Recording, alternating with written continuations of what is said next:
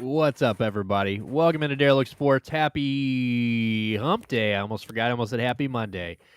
Happy Hump Day, everybody. You know what it is. Welcome to Derelict Sports. I'm Nick, here with Derelict Dale. You know what the deal is. We're going to be here for the next hour or two talking some shit. We got a lot to talk about. Hopefully, front office should be joining us at some point tonight, so I would assume we will get a front office sighting. But yeah, sit back, relax. Next couple hours, we'll be chatting some sports. We got a few big things on the docket today. We got LeBron last night hitting 50K, so we'll talk about that. We got a little NFL news. Obviously, we got big names getting released, big names getting not picked up, big names requesting trades. So we'll talk about that. And then we will talk a little, obviously wrapped in the football, we got Nick Chubb news and a little Browns news. And then I've got last time we were here, we talked a little bit about Pete Rose, and I've actually found an article that I want to read through with Dale. It's I believe it was the New York Times that posted this, or actually it was the Athletic. So it's titled "Pete Rose was a baseball legend and shouldn't be in the Hall of Fame. Both things can be true." So I would love to see what I didn't read this. I wanted to see why, in what world.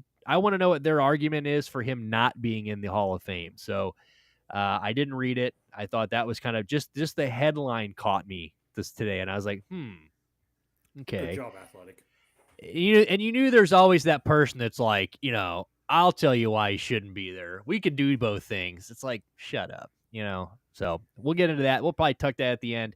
Hopefully the front office will be here time. We didn't even get to see front office last time. He hopped in, said bye. So hopefully this time it'll be a little bit better. Funny story to start the show off.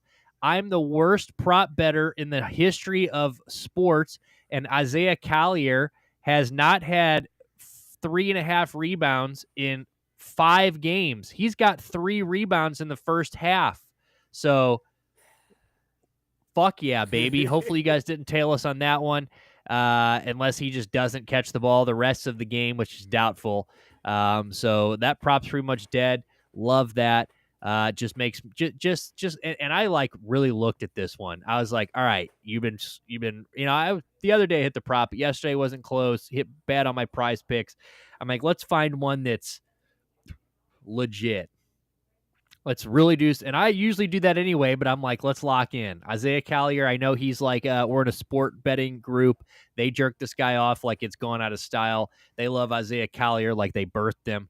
And I'm like, I feel bad making them post him, but I was like, he hasn't hit this in 5 games and like 7 of the last 8. I'm like, this is good. This is good. 3.5 rebounds. Let's fucking go. 3 in the first half, dude. Isn't betting sports amazing? I can't really hear you too much. Oh, sorry. You're good. Yeah, I got flip-floppers. Flip them over. You got the pencil out, dude. We're fucking ready to go today, baby. Yeah. I'll try and keep her closer to there. That better? A little bit. See if I can turn. I wish I could turn you up. That'd be sick. I don't know why it's quiet, but yeah, you're really quiet today. No, well, I'll fuck around with it in 2 seconds. Anyways, then I had my great betting experience. One of my favorite things in the world, betting Baylor -3.5, and then having to hope for TCU to tie the game, and then they did, and then I'm like, okay, nothing stupid happened. Baylor clanked the shot, and we'll go to overtime. Oh no, they foul him, and then they're up by 2, and then I now need TCU to hit the shot again to tie it, and they don't. I'm like, oh, great. Now they're going to, and they foul them with like 0.6 of a second left. I'm like, great. They're just going to hit both free throws and it's going to be wonderful. And the first one goes in and the second one clanks. And I just did I hate sports betting. Yeah, just fucking terrible, dude. And last night I thought for sure San Diego was going to hit. I thought that was a good one. They fell apart. It's just been a rough. The other day we went 8-1 back-to-back day, or 8-2 back-to-back days. 8-1, I think is what it was. 8-1. So we were due for a couple of down days, but right now we're on the board. If you guys see down below, obviously, if you guys are watching, first time watching, we always got our bets down below, but we'll update those as they go. Utah is down by 7 at the half. We got them +5 at Washington, so who knows who's going to win that one? But they're down right now. I already told you about Isaiah Collier. Won't get much in that. We got George Washington, baby. They're blowing the dick off. Who is that? Fordham. Fordham Fordham. beating Yes. the shit out of them, dude. They're up by damn near 20 at the half. Yeah. So that looks like a big old George Dubia right there. Love that. Xavier, we got Xavier. That one's looking all right. We got them -1.5 at Butler. They're up by 4 at the half. Later on tonight, about 22 minutes, we got Wisconsin at Minnesota. We got Wisconsin -6.5. They dogged them earlier this year, so hopefully we can repeat on that one. And then we've got the St. Louis Blues. I told myself yesterday I'm going to stop betting on teams that I love because I keep picking Cavs props, and then I've just found out that I can't enjoy the game because I'm just yesterday. Okay, so last night Jared Allen hasn't hit 29.5, hasn't hit over 29 points, rebounds, and assists in like 5 games, 3 to 4 games. He had a 15 and 15 stat line at like the third quarter. Moves into third place all time rebounds as Cavs in Cavs history, which is crazy. So it just has a historic night to fuck me. So who is ahead of him? Just totally out of curiosity. I'm not really sure. I would assume Agalskis is probably one of them. Right. And then I would say maybe Anderson Varejao, maybe. Okay, yeah. I was just curious when you said that. Let's look actually. Most rebounds in Cavalier history. Let's go. So yeah, Jared Allen moved into most career rebounds in Cavs history. Well, apparently, I swear they said this last night. So no, he's not. He's not even top 3. He's getting there. Okay. Tristan Thompson's 3. Agalskis is 2. LeBron is 1. Actually, still. Okay. Which makes sense. I was trying not to say Bron. I was like, maybe it's not Bron, but it is. But yeah, I swore they said top 3. But hold on, let me check. Let's go into the old Google machine. Let's go to Twitter because I swore them. But then again, they always just who knows what the fuck they're talking about. Those guys commentating the game. Hold on, Jared Allen.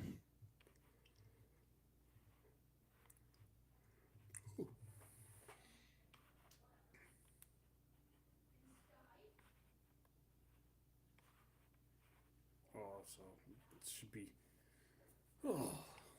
So he moved. Okay, I was wrong. So he moved in third for 15 and second in or wait.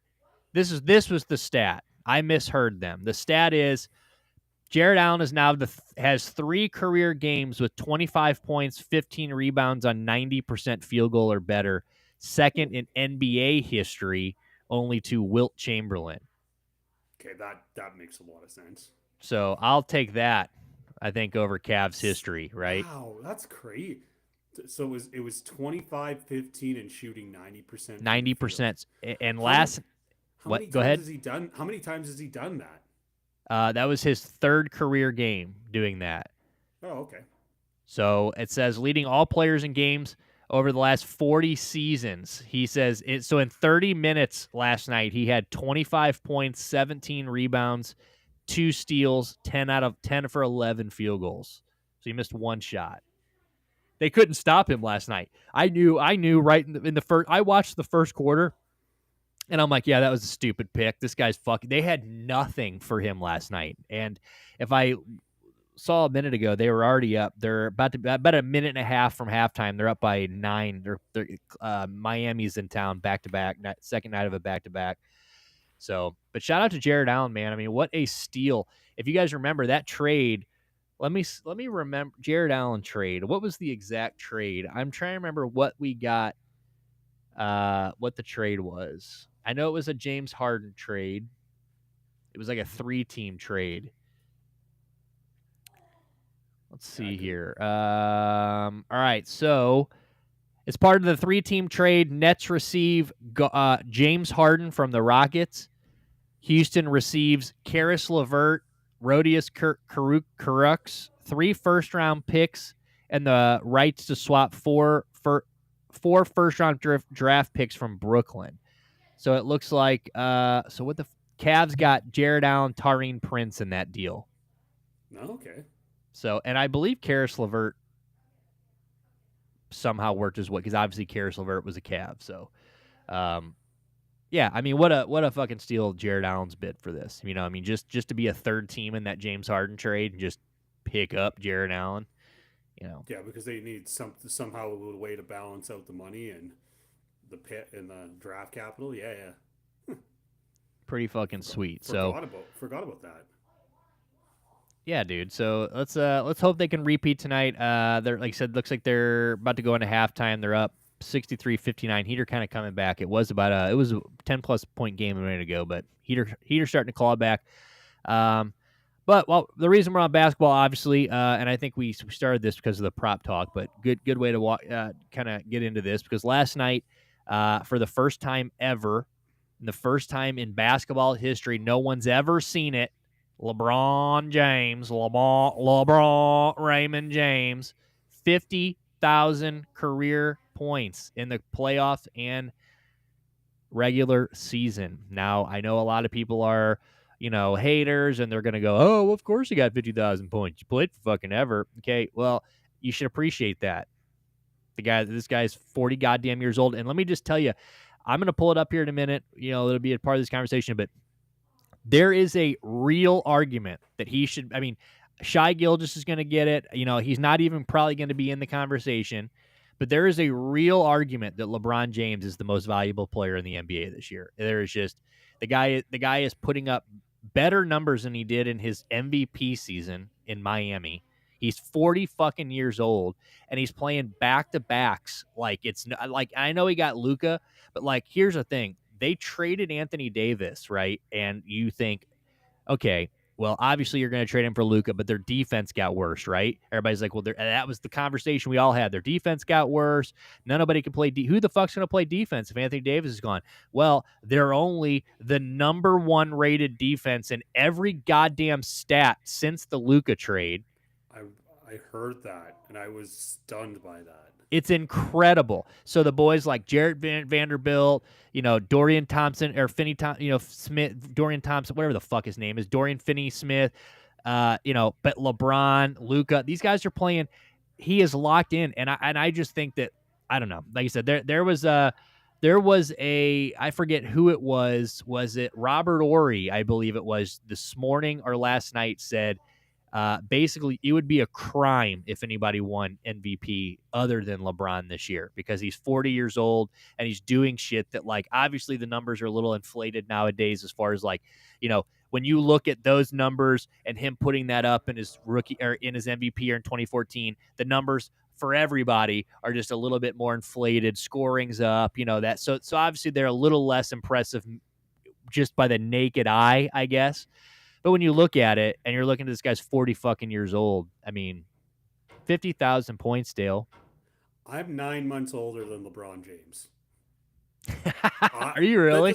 Yes. I just turned 41 today. His birthday is right after Christmas. So I'm 9 months older than LeBron James. And he's doing that. Like, I'm supposedly an old man. And he's doing that at 40. And doing back-to-backs and doing all this shit, like, bro, he is insane. And like, I love all these stats that are starting to come out now, where it's like comparisons, where it's like, did you see the one for the Pelicans? No, I'm gonna pull up a few different things here. So here, look at this stat for the Pelicans. So here it is. How good was LeBron? So the Pelicans have been around for 23 seasons. He's been around for 22. They've got 848 regular season wins. He's got 1,000. They've got 22 playoff wins. He's got 183 playoff wins. Him alone is better than the entire Pelicans franchise. Wow, that one hurts. That tells you how bad. Yeah, because they moved from Charlotte back, and that tells you how bad they've been. 23 goddamn seasons, dude. They've been around, and they can't do anything better than LeBron. That is less than a playoff win a season. That's scary. Like, they've only been to the second round once in that time, I would say. I think, once, and it might have been when they had AD and DeMarcus Cousins, I want to say, because DeMarcus ends up getting hurt, and they fucking fall out of the playoffs, or it was AD that got hurt. It was one of the two that got hurt, but And I was so happy when those two joined crew because I was never like a big AD guy in Anthony, but I was always like, man, I hate watching him waste away down there. I'm like, he's so fucking good. And then when they went and got DeMarcus Cousins, like right at the end of his like prime, like, and they had the Twin Towers down there, their numbers from that year, let me see if I can find the, I While just while you, saw this while you find stat. that, Xavier went on a 14-2 run to start the second half, and they're up by 16. Whew. And that's who we have, right? Yes, yes, yeah. This is not pissed off, Dale. This is good, Dale. This is good basketball, good college basketball, Dale. Oh, um, that is such a fascinating stat. Like, obviously, wow, 20,000 regular season wins. Like, obviously, like, I get that, but that's an entire franchise. Like, so LeBron James is the only year he missed the playoffs was his rookie year, and then the 1 year with the Lakers, right? Like 2 or 3 years ago, he missed the playoffs. Right. So real quick before I lose this thought, so when they were the Pelicans, I know that Anthony Davis was like 28 points. He was with like, he was averaging a double-double, 28 and like 12 or something. DeMarcus Cousins in 48 games in 2018 before his big injury, which sucked because he was up for his big contract after that, and it was his first major injury of his career. I remember that sucked so bad to watch. 25 points, 12 rebounds, 12.9 rebounds, so 13 rebounds, 5.5 assists, 1.6 steals, 1.6 blocks. Have fun trying to stop that in the playoffs, especially when the playoffs slow down and it gets into a more half court set. Have fun trying to stop that, dude. It's fucking crazy. And you had, I mean, so I was so happy that they joined teams that in 2K that year, I made my player the point guard for the New Orleans Pelicans. But my guy was big. That was when they had Rajon Rondo, though. So yeah. I was taller than him, and they just put me at shooting guard. So it was me, Rondo, AD, and DeMarcus Cousins just fucking dropping the dick hammer on people, dude. Just, and then back-to-back champs. That would do her. Yep. Yeah, dude. Oh, that's outstanding. I'm trying to find this. So LeBron,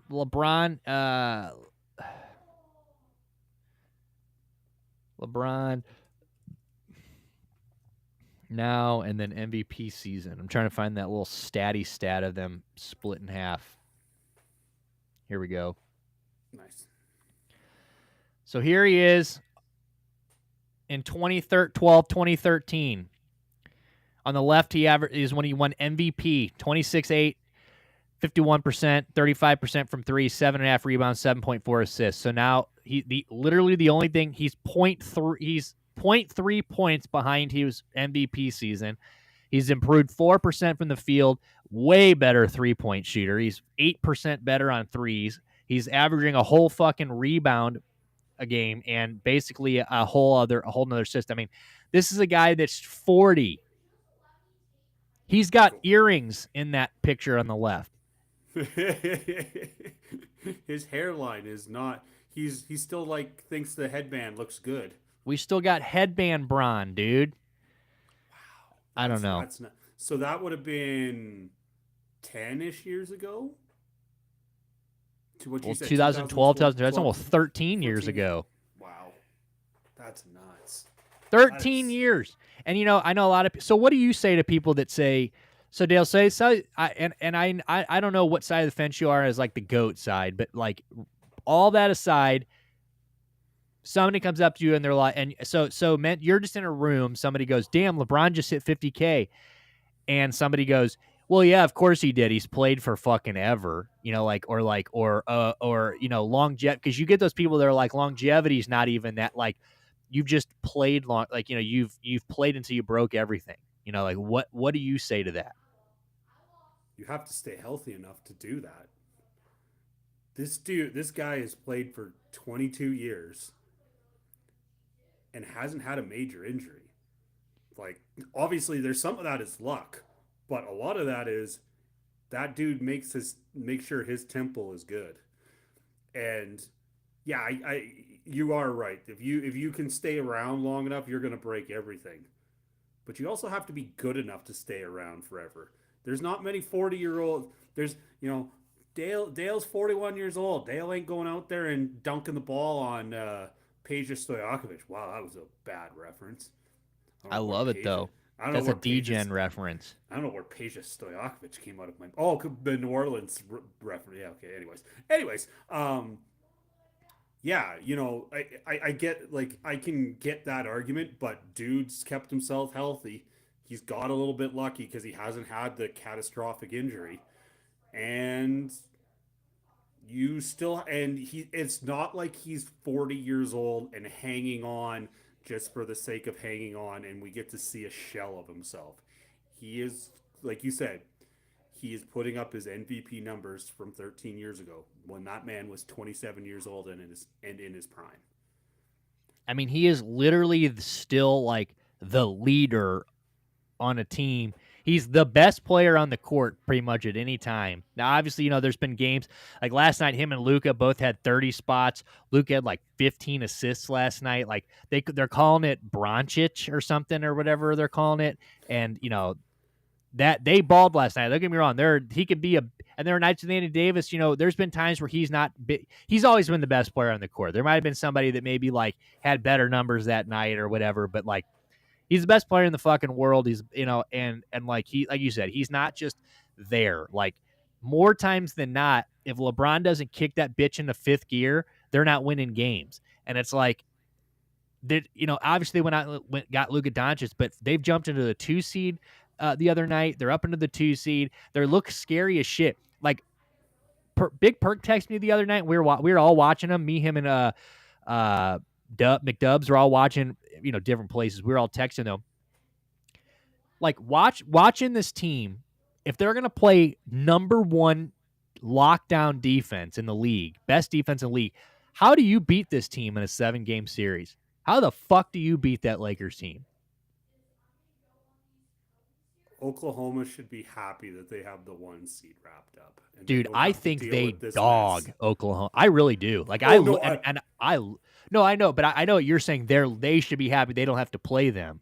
They aren't going to have to see them until the Western Conference Final. They should be happy for that. And I agree because I think that, dude, OKC's probably fuck. OKC, can you hear me? Yeah, I can hear you. You're good. Okay, so OKC is probably probably the better team. Hold on. God damn it.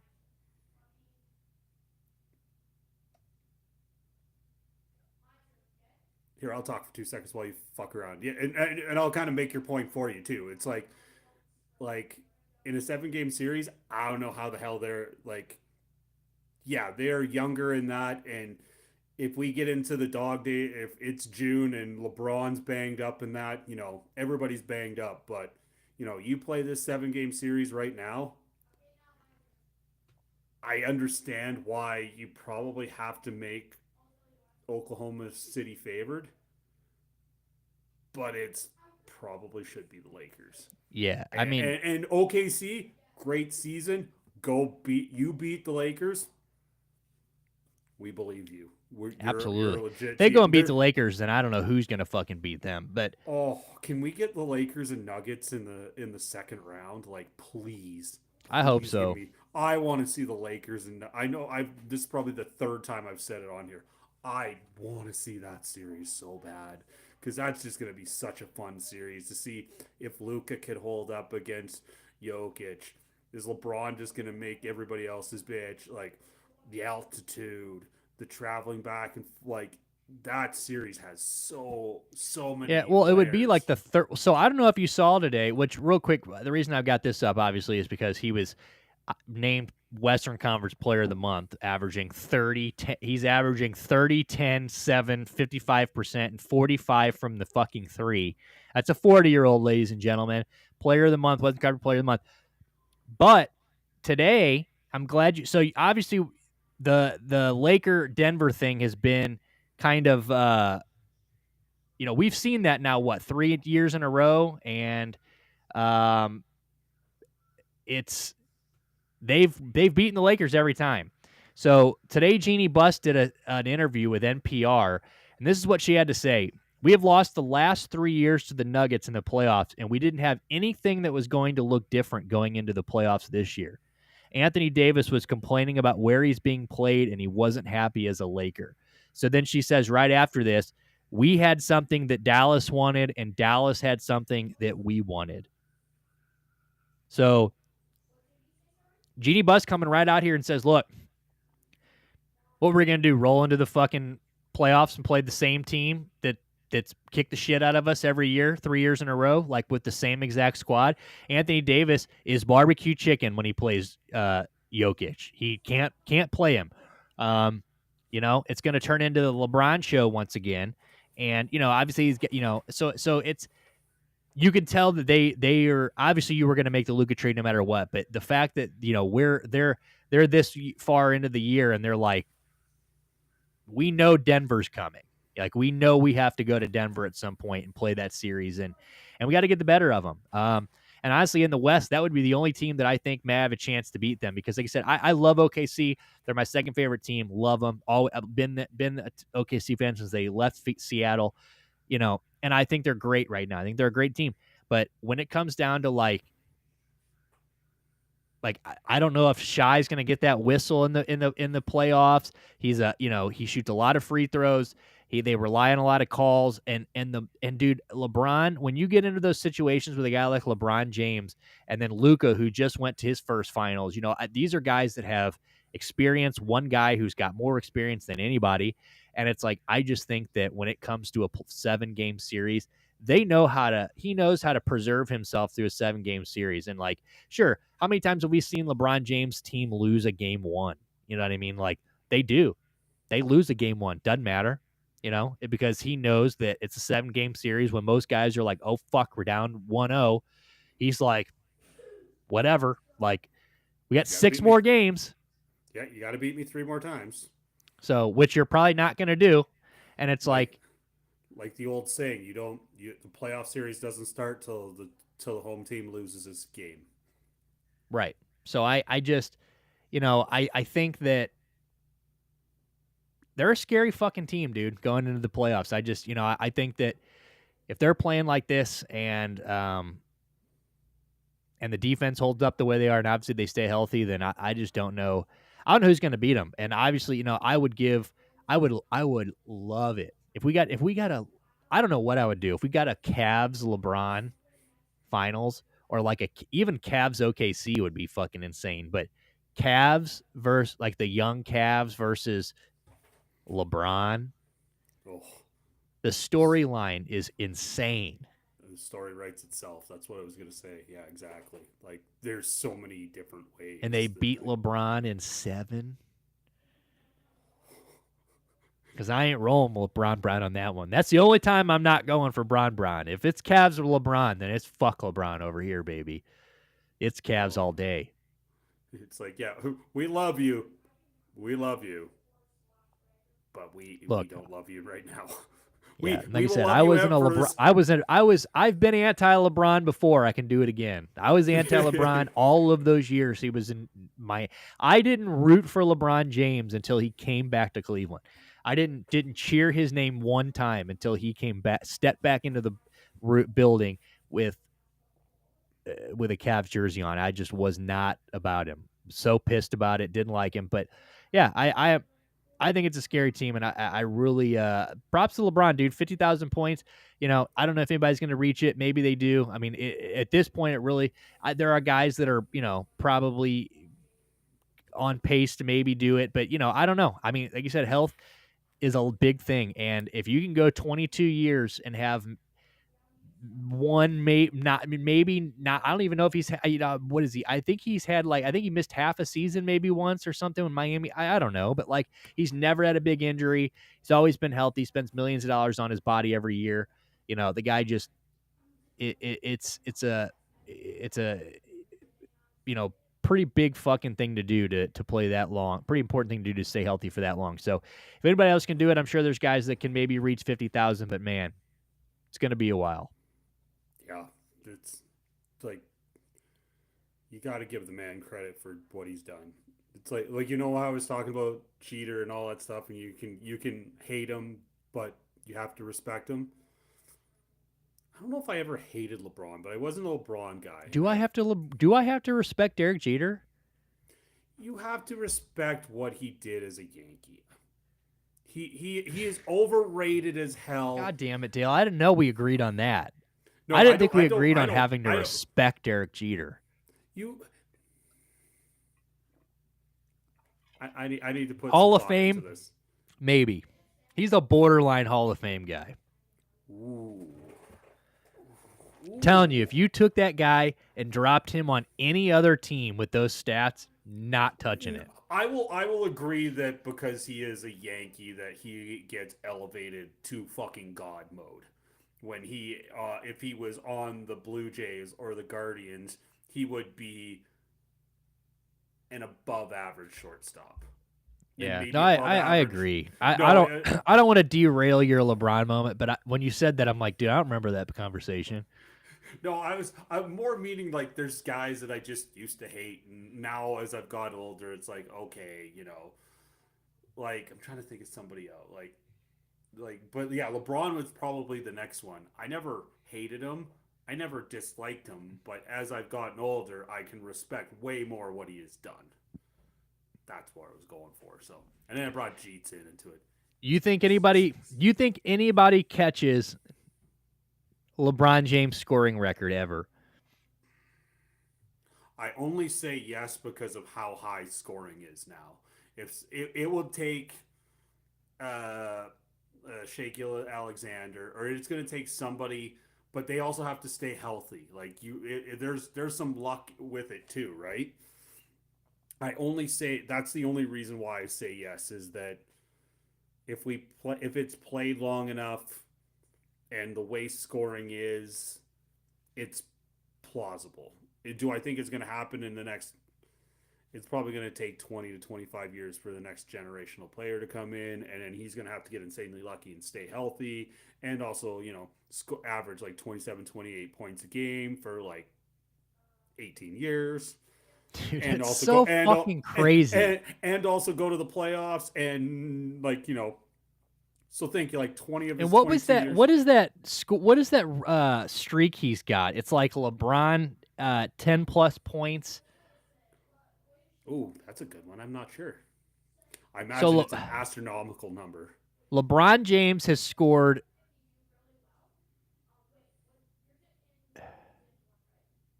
He scored 10 plus games or 10 plus points in 866 consecutive games. Yep. That's bonkers. Like before the year started, if you wanted to bet on FanDuel Sportsbook, if you wanted to, so here right now, this was on February 26th.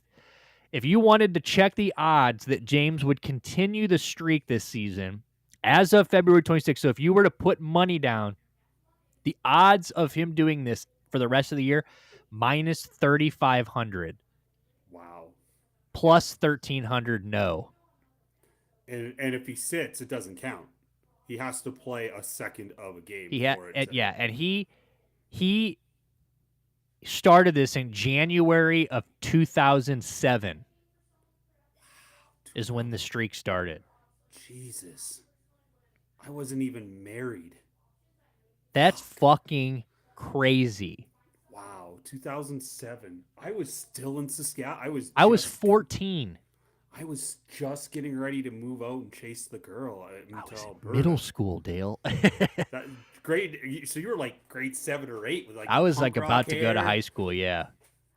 Learning what that the human boob feels like a sandbag or a sandbag like they say on Dude. 40-year-old Water version. balloon. Water And this guy was out here putting up 10 every fucking game. And it hasn't stopped since. That's just that's bonkers. I mean, you got to think, like, the crazy part about it, the reason I ask is because, like, yeah, I think if he maybe retired, like, if this was the last year, or yeah, even if, like, he broke it and retired, but, like, the fact that, like, we don't really know when he's going to go away yet and he's. I mean, it seems like yesterday he hit 38,320 or 388. It seems Yep. like just yesterday he passed Kareem, and now it's like he's 3,000 above 3,500 by Kareem, and it's like, when's he going to stop? I read somebody the other day that said that this Luka trade might keep him around till Bryce comes. Well, it was funny that you say that, because I was like, that was the thought I had, that Luca might be the juice to keep him going. Because you look at that. You remember the last couple years of Karl Malone with the Lakers? No.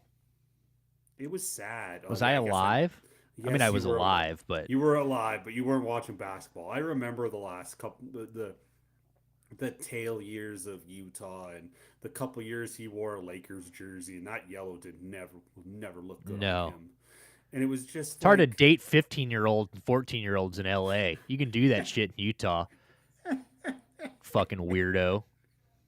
Fuck Karl Malone. But anyways, but like, he was a shell of himself his last 2 years when he was in Utah, and I think he was 40 when he was with the Lakers for the last. So he was a man. Year. He was the mailman, but he was the man. He was 40. He was 40. Yes, sir. Oh God, Jeff Gundy, bless your heart. But so what? Yeah. So you don't think that you don't want to see LeBron obviously end up that way? You think Luka could be the guy that keeps that from happening? He's the guy that can probably help take some of the load off and give him the juice to maybe want to go for one more title when you thought this year was the last year. Like, Father Time is undefeated. Don't get me wrong. That is, Father Time will win. Is LeBron giving the old double bird to Father Time right now? Yes. But will Father Time win? Absolutely. But it's amazing that he is 9 I mean, months think about, we younger than finally me. get a time where, like, I mean, Luka just turned 26 on Friday, so it's like, Wow. he turned 26 this past Friday. Damn it. So you're talking about a guy that, like, imagine that, like, he arguably, he hasn't, he has not entered his athletic prime yet. Like, this guy is in 3 years. Who the fuck knows? I mean, it's like when I look. I mean, obviously different thing, but like I look at Evan Mobley, dude, and he's 24 years old, and I'm like, imagine what Evan Mobley, watching the steps he took this year. Wasn't he in 3 years? Oh my god! But Luka, there's a real scenario here where he just becomes like over. He just takes the fuck over, and like LeBron really can just kind of. He's gonna have to play. He's gonna have to do his thing, but like, he doesn't have to be LeBron James anymore. He can just kind of fucking. And you got guys like Austin Reeves and like these Dalton Connect. You have these guys that are like, obviously they're no LeBron James, but they are in a better place now as far as help. I think that. And you got a guy that is basically LeBron Jr. A guy that can guard all 5 positions. He can, if he has to, he can turn around. I mean, he can hit the turnaround shot from anywhere. He is an assist guy. I mean, he said 15 assists last night. I mean, it's realistic. Like I said, there are people that are already like, well, this is going to keep him until he's going to be able to play with both of his kids. Now, both kids going to be a Laker, probably not, but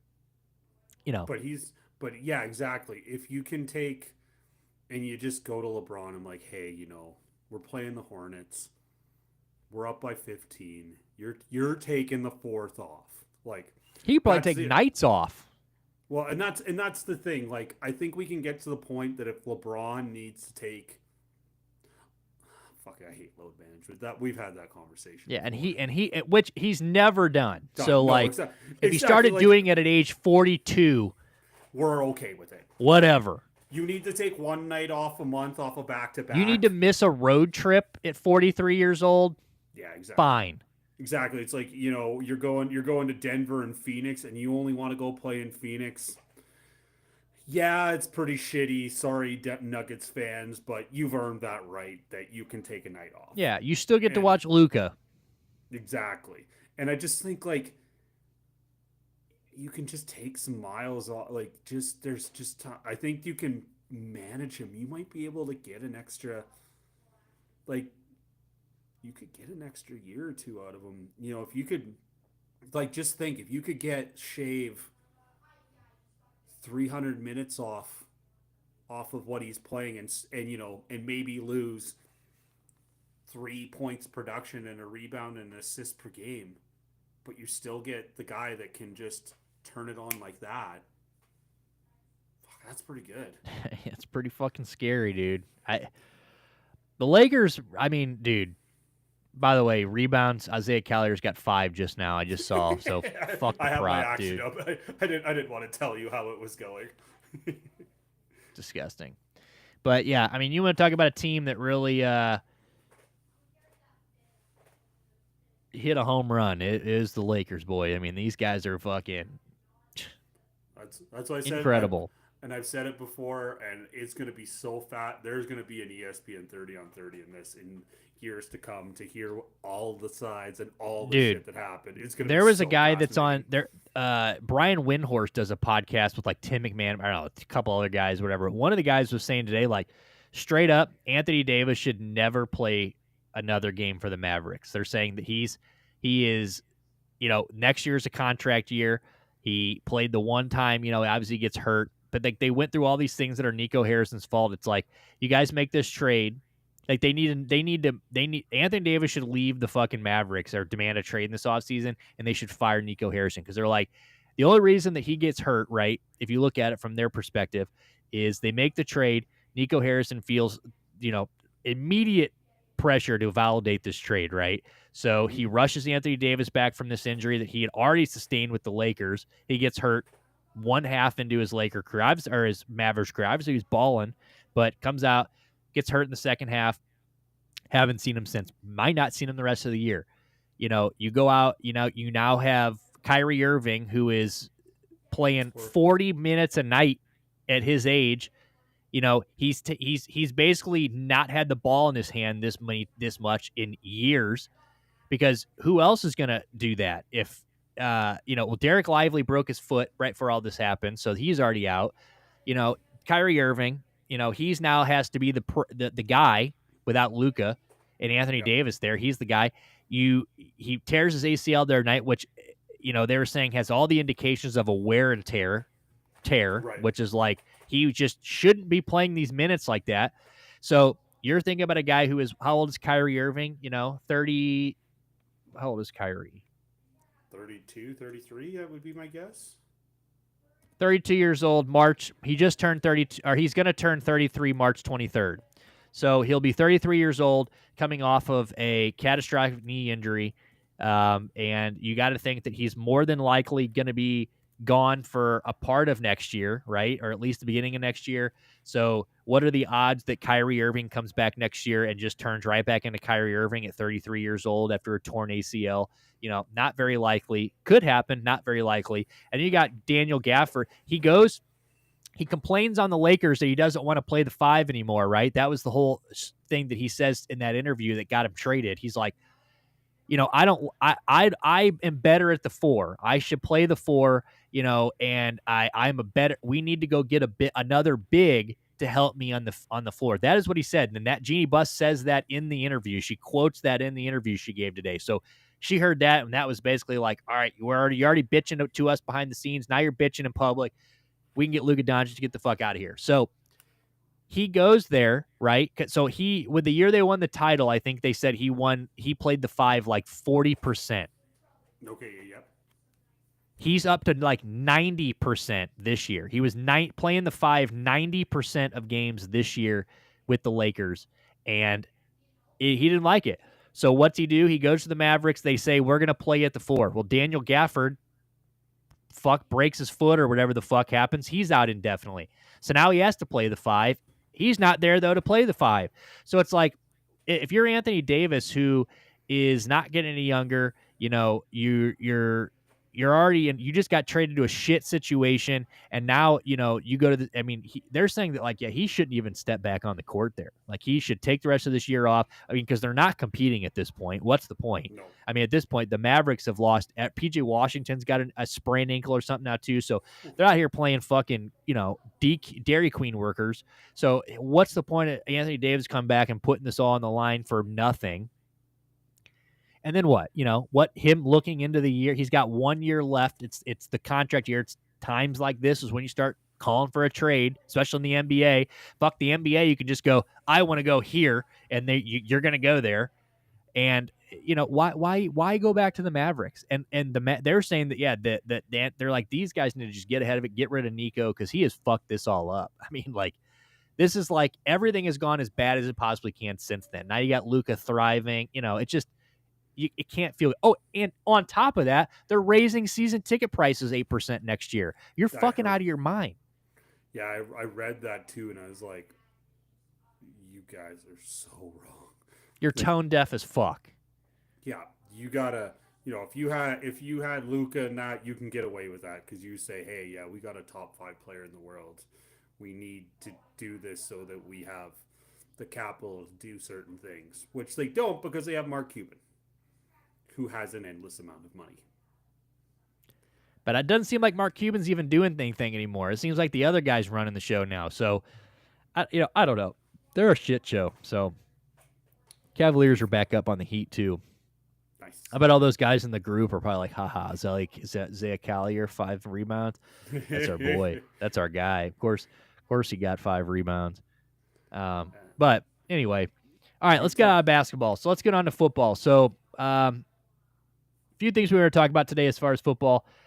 Big one though. Well, actually a few big ones. But the first thing we're going to talk about is, we'll wait for front office to see if he's going to come. We'll talk about Davante Adams and the rest of basically the free agents going into this offseason, wide receiver wise. A little older, but they're going to be pretty fucking stacked. It's kind of like fantasy football. Here is, so if today or yesterday, the Jets announced that they will be releasing Davante Adams, basically a full rebuild here. Well, not full rebuild, but they're getting rid of Aaron Rodgers, getting rid of Davante Adams, which is crazy because just like I forget what they said, like 3 months ago, that stupid ass photo was taken. Remember when Aaron Rodgers was on the Pat McAfee show and they panned the camera out and Davante Adams was in the back and they're all celebrating like, oh, shit's about to get dangerous in New York. And then it never got dangerous in New York. Like it's, he said, not bad, goddamn. He's wheeling and dealing. I should be. So he says 10 or 15. But yeah, and then it just went to shit.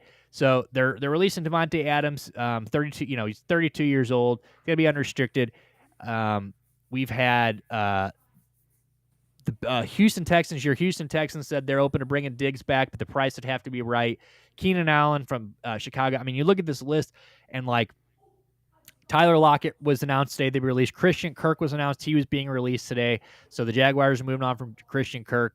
I mean, this is going to be a stacked, a little older. Now, don't get me wrong. None of these are, I would say I'm looking at these ages. I bet 28 is probably the average age of these guys, 27, 28. The youngest guy on this list, Marquise Brown, is at least all. I mean, we're not going to go past Darius Slayton because who fucking cares? 27.8 years is the youngest guy from Marquise Brown up. So, and I'll zoom in a little bit so you guys can see this. But this is your wide receiver class this year. We got Davante Adams, Stephon Diggs, Keenan Allen, Amari Cooper, Chris Godwin coming off his big injury. So it's going to be interesting to see what he gets. Tampa Bay is not going to tag him. He might end up going back to Tampa Bay, but I doubt it. Brandon Cooks, in Dallas. Deontay Johnson, who just had a torrid fucking year. I believe he's back with Baltimore. I mean, I think he's a free agent, but I is he restricted? No, he's UFA. So, because you remember he signed there during the playoff. Because remember he went to the Ravens. Mm-hmm. He makes a big deal. They cut him. He goes to the Texans, right? Yes. Does nothing. They cut him after they lost the playoffs. He then signs with the Ravens again, but he's ineligible to join them for the Super Bowl. So he's just there. Right. If they go. They didn't make the Super Bowl. So Deontay Johnson's out there, 28 years old. Who knows if he has anything left in the tank, which is crazy because, like, he was a security blanket for Big Ben for a couple years, and, like, he was so short-handed. I don't know. It's crazy. So Tyler Lockett, Christian Kirk, DeAndre Hopkins, Mike Williams, Robert Woods, Marquise Brown. So that is your, as of right now, your big unrestricted free agents going into this year. Who obviously, guys like Davante and Stephon Diggs, but if you were a GM of a team you needed receiver help, which one of these guys you think you're going to get? Who do you feel more comfortable? Who give me one or two names off here you'd feel comfortable signing at their age, at their probably the value you're going to get them at. Who give me two names off this list that you would go after? I still would want Davante Adams because I still think he, of all that group, maybe has the highest ceiling. And I'm gonna go off the board and say Chris Godwin. I know it's a fucking a lot bigger risk, but I I think fucking agree with you. I think it's a lot bigger. It's definitely the biggest risk of that group, but I think it could be the biggest reward of the group. Guy was having a career year before he blew his knee out. Yeah, and it was a bad knee blowout. Like, don't get us wrong, but like I have him in fantasy, dude. bad. I've got him in my dynasty. Bad. Yeah, it was bad. It was real bad. I also have Tank Dell, who I believe this week, or is it today, he had ACL surgery, or this week he'll have ACL surgery, and it will take him out all of next year. Yeah, because he had to rehab his dislocated knee first. Yeah, he basically lost a leg in that game. Yeah, like again, like I don't know if I attempted to be a nurse, and so like some of the stuff I understand a little more than others. And like when I seen that, I remember me and Taden were watching. I'm like, oh, he just dislocated his knee, and he's like, how can you see that? I'm like, I've watched enough sports to look, and like when guys blow their ACL out, it sucks. But when their quarterback's crying on the field and climbing in the back of an ambulance, it's something's bad. It's not him. It's not his. I'm not throwing Deshaun Watson under the bus, please. But like when you watched his ACL roll up, it fucking sucked. It was gross. And throwing him on the cart, it fucking sucks. But like you could while just Cleveland was cheering. Yeah. But do you remember when Willis McGahee in the national championship game went and he basically did a Tank Dell, and you can watch the helmet hit and you can watch his leg dislocate. Just blow up. Like I've dislocated this wing way too many times and had surgery on it. Like it fucking blows. So like that's crazy because that would have been just before the game before Christmas. So it's been almost 3 months so that his knee could heal up enough so they could do surgery on his ACL. Isn't that crazy? So is that the reason? I was wondering why they waited. Again, like the tiny bit of nursing that I have, that would be my assumption without knowing anything. So they have to actually let it heal enough to even. I would think his knee would have to heal enough to be strong enough to be able to do the surgery. That's me taking a. That's fucking crazy, dude. Yeah, I read that today, and I'm like, damn, why has he not had surgery yet? I'm like, that's kind of crazy, but I guess that makes sense. That would be me putting the again, like I'm not a nurse by any fucking stretch of the imagination, but like taking some nursing courses and taking some of that stuff, that would be me having a little more knowledge.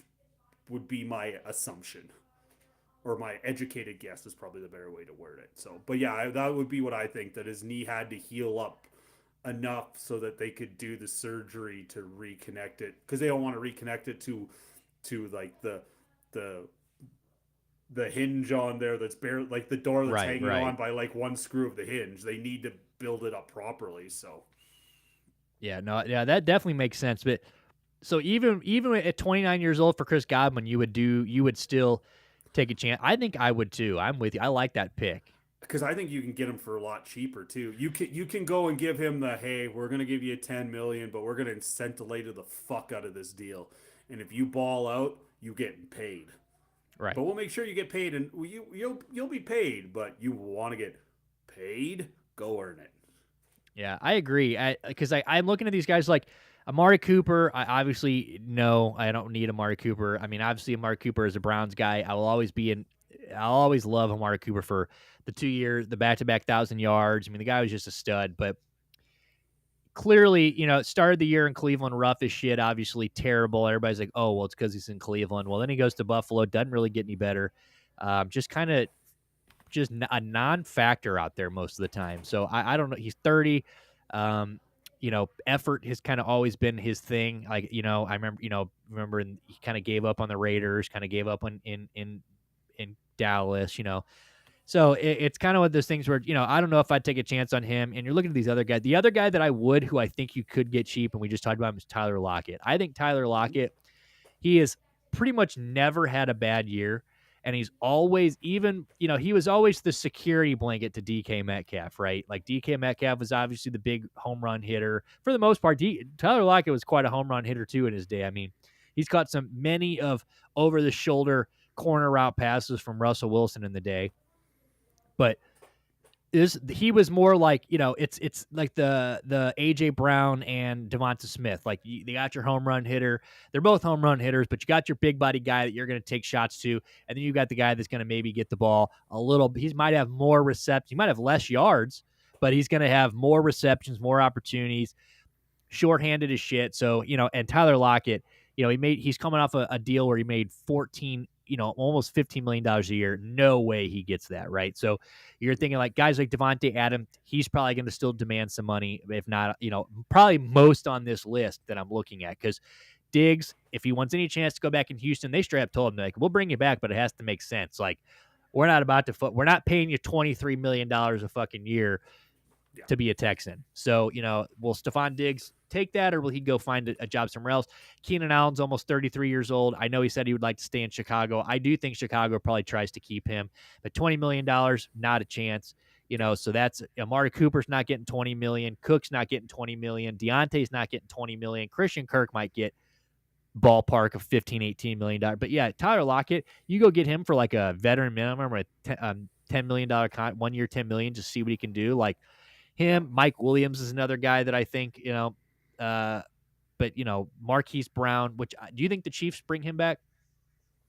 Or do you think with Rashee Rice? I would think no, or they go and use that money on one of these guys because that was the question I was going to ask. Like, where does a Davante Adams end up?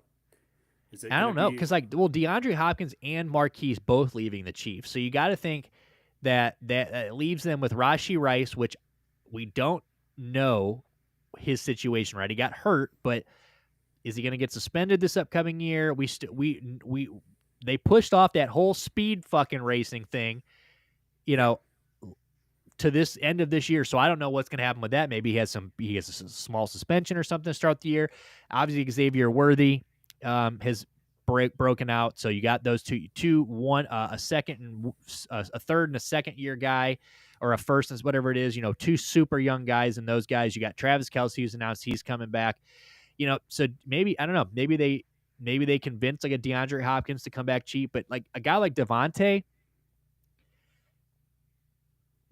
obviously right off the bat, don't follow Aaron Rodgers, right? That's what you need to do. Let's stop doing that. Like, I don't think that's going to work. Do you think Aaron Rodgers is going to get blackballed by the league? No, I think Aaron Rodgers is going to end up I really think he's going to be a Raider. I don't know if you saw, like, Max Crosby said that's where he wants him to wind up. He wants Aaron Rodgers in Vegas, and then he signs the big contract today. I saw that better, but he's like one of the highest paid DNs today. Max Crosby, 3-year extension. So he gets the extension, and then he says that they cut Gardner Minshew today, or they announced they're going to release Gardner Minshew. It's funny. Right after that, people on Browns were like, "Is this our bridge quarterback? Get off Twitter. Get the fuck off Twitter. Log off." No, but they're going to need a quarterback. I know Geno Smith, there was that picture of, they got old Petey there now. There was that picture of Pete sitting on the way to the combine or something. He was sitting with the front office of the Seattle Seahawks. So maybe a reunion with Geno, maybe is in the books. But I think Aaron Rodgers is going to end up somewhere. I really do. And I just pray that because I'm with you. I think Davante Adams still has stuff in the tank. He's 33 years old. It's coming. I mean, that fall is coming. But you just got to go somewhere. Go get a stud young quarterback. Like, imagine he goes to fucking Houston, or like, well, obviously not Washington now because they got Debo, but like, maybe he goes to, with Bo Nix, or he goes to the Patriots with Drake May, or he goes, just one of these other guys, like a young guy that that needs a young quarterback. I mean, and you got to think that the same people that are looking at Davante are probably looking at DK. So I think I think that wherever one ends up, the other, I think the other one's going to fall pretty soon. Honestly, I mean, obviously DK is a lot younger, but it's going to be fascinating. Like you said, like the Patriots are fascinating because they're not close. But if somebody wants the most money, the Patriots I believe the Patriots have like one of the top 3 most cap space. yeah, they're going to pay you. And the Bronco and the all our Bo Nix talk and how much I love him. Bo Nix could use a toy. He was perfect. He is slowly winning me over, slowly. And I mean, dude, you get Davante in a Bronco out uniform. I mean, that would be. Mm-hmm. I just think that would be nice. I mean, there's guys that, I mean, I'm trying to think of other teams. I mean, Baltimore obviously has made big things happen. That's always a name that you got to watch out for. I don't know. Steelers could use another receiver. God, that would make me fucking sick. I the know, Chargers. I know the Chargers, who they tried to could go get. They tried to get DK Metcalf in the offseason last year, and they were saying that they might circle back around. That's a team to watch. Jesus Christ, my child scared me. What do you got, hey kid? Apparently, sorry. Oh God, he's sorry. It won't show, but it says like Joe Thundy or whatever. Oh, Joe Thuney. He got traded to the Bears. Oh, yeah. Cool. I don't know who that is. I don't know if he. Yeah, Joe Thuney, Chiefs guard, got traded to the fucking Bears today. Yeah, thanks for knocking too and scaring the shit out of me. Thank you. Well, God. Which is a big get for the Bears. Joe Thuney, baby, right off I mean, he's getting old, but great fucking probably a Hall of Famer. Oh, and older guards, older offensive linemen. The fall isn't as bad for them because they can still, you just got to take 3 steps back and be strong and, make sure you don't get, you only get beat once a game really bad. And if there's anything that the Bears need to do, it's line. They need to get as much help. I mean, obviously he's a center. I think is he a center? I think Joe Thuney's a center, but yeah, center helps out more. It'd be a big get for them, but. Yeah, I would definitely, I don't know. This is a pretty crazy list. I mean, you even got the Browns down here. Elijah Moore. I saw that we were talking about letting Elijah Moore go. So maybe he's the guy. Actually, then I'm kind of scrolling down here. He's a guy I'd maybe take a flyer on. I mean, he's only 25 years old. Yeah, somebody takes a flyer on him just because of his age. I really wish the Browns would just bring him back. I mean, really, I don't think it was his problem that they were that bad, but. I think that'd be kind of cool, honestly. But yeah, Davante, Chris Godwin. Do you think Chris Godwin? He's a guy that I think could end up somewhere like the Falcons. There's another team that could use another. There's not many teams that can't use one of these receivers. I think Cooper Kupp or Godwin in Michael Penix would be in with old fucking what's his name, Drake London. I think that'd be a nasty combo. And just have like a safety like a Cooper Kupp makes a ton of sense. Like a safety blanket, like a Wes Welker. God, I mean it'd be perfect. Who also went to the Broncos at one point, so he could be the new Wes Welker, just without the fucking balloon helmet because Wes Welker walked around with a second head on for the last couple of years of his career. Guy couldn't take a breath without catching a concussy. All right, can the fucking Cavs not lose to the Heat tonight, boys? Whoa, is the Heat up now? By 2. Oh. Dude, fuck Isaiah Collier too, by the way. I'm about to actually hold on. Yeah, I'm actually about to go say that. No, good. Then you update everything. I'm gonna say.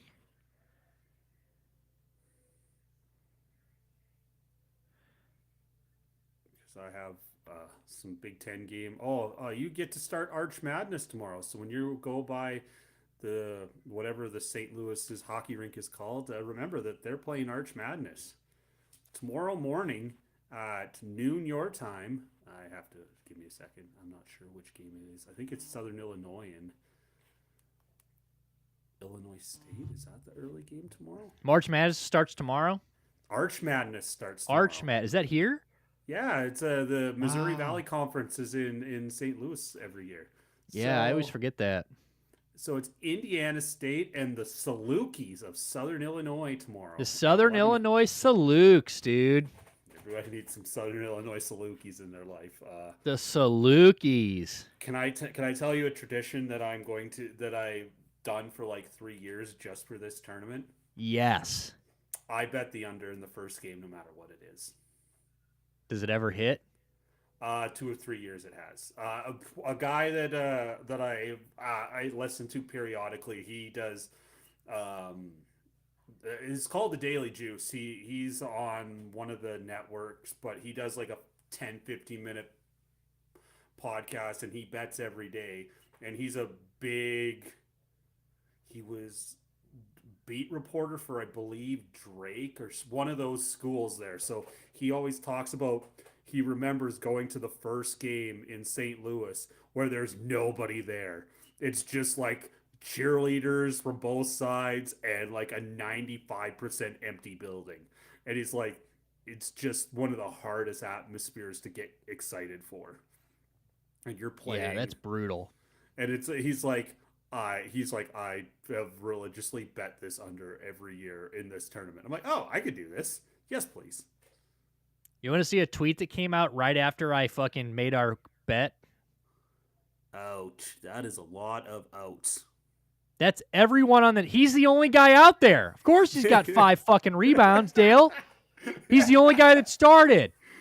And somehow they're only down... They're down by, what, 10 the last... Dude, I made that bet at... I wish I could see. It had to have been like 450-something. Because I was just about to get in the shower.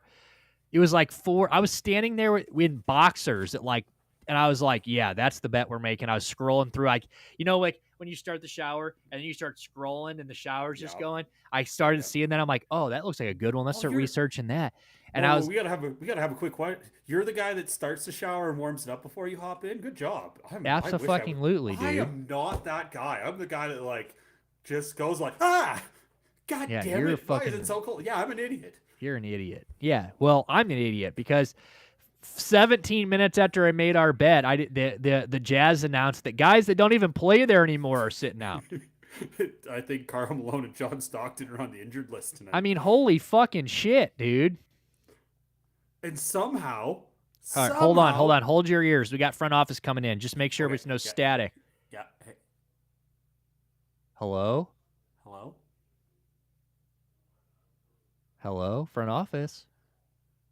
Oh, God. I'm going to screech it again. All right, well, at least he's not making any sound, so we'll just leave him on until we hear him. So, okay. But yeah, this is fucking brutal. I thought that was hilarious. And somehow... They're right at the number right now, halfway through the fourth quarter. It's 107-102 Wizards. Yeah, I see that. If we pull this one out, Dale, that would be incredible. Oh, yeah, if you cover that 5, you just walk around with a shit-eating smile. You get a push on that, you walk around with a shit-eating smile because you didn't deserve that, and that is I didn't. That's an undeserving W. 40 minutes ago, Josina Anderson says there's at least one team willing to give up a third-round pick for DK Metcalf. So just a little update on that. Probably about right. So, and just so everybody else knows, George Washington won by, that would be 23? 23. And Xavier won by 13 again. So... And Wisconsin is like almost at the end of the first half, up by 5. We don't talk about rebounds. Utah is up or down by 5, which we took at 5. And we have St. Louis in the degenerate Hawaii special, but it's not a Hawaii special in hockey. It's the 8:30 LA fucking Kings game. Or just ass. It's 9:30 here is when it starts, dude. Fuck. I talked to, I had the playoff beard phone me last night, so I talked to him for like 45 minutes. And I think I've told you this story, but when I was in Toronto, the Flames and Oilers played in the second round of the Stanley Cup playoffs. And I was homesick, and I was just like, I'm gonna watch the Oilers and Flames, like a good old Battle of Alberta. It started at 10:20 fucking Eastern.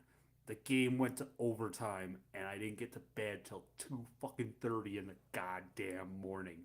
Why? Yeah, that's brutal. I did not make a good life decision that day. Yeah, that's fun, dude. West Coast hockey is just ass cheeks and a half, and it just makes me sick. And we're on a West Coast trip right now, so I totally like understood now why people in the East Coast do not give a flying fuck about some of those things. yeah, And it's just like because it starts when they're in traffic.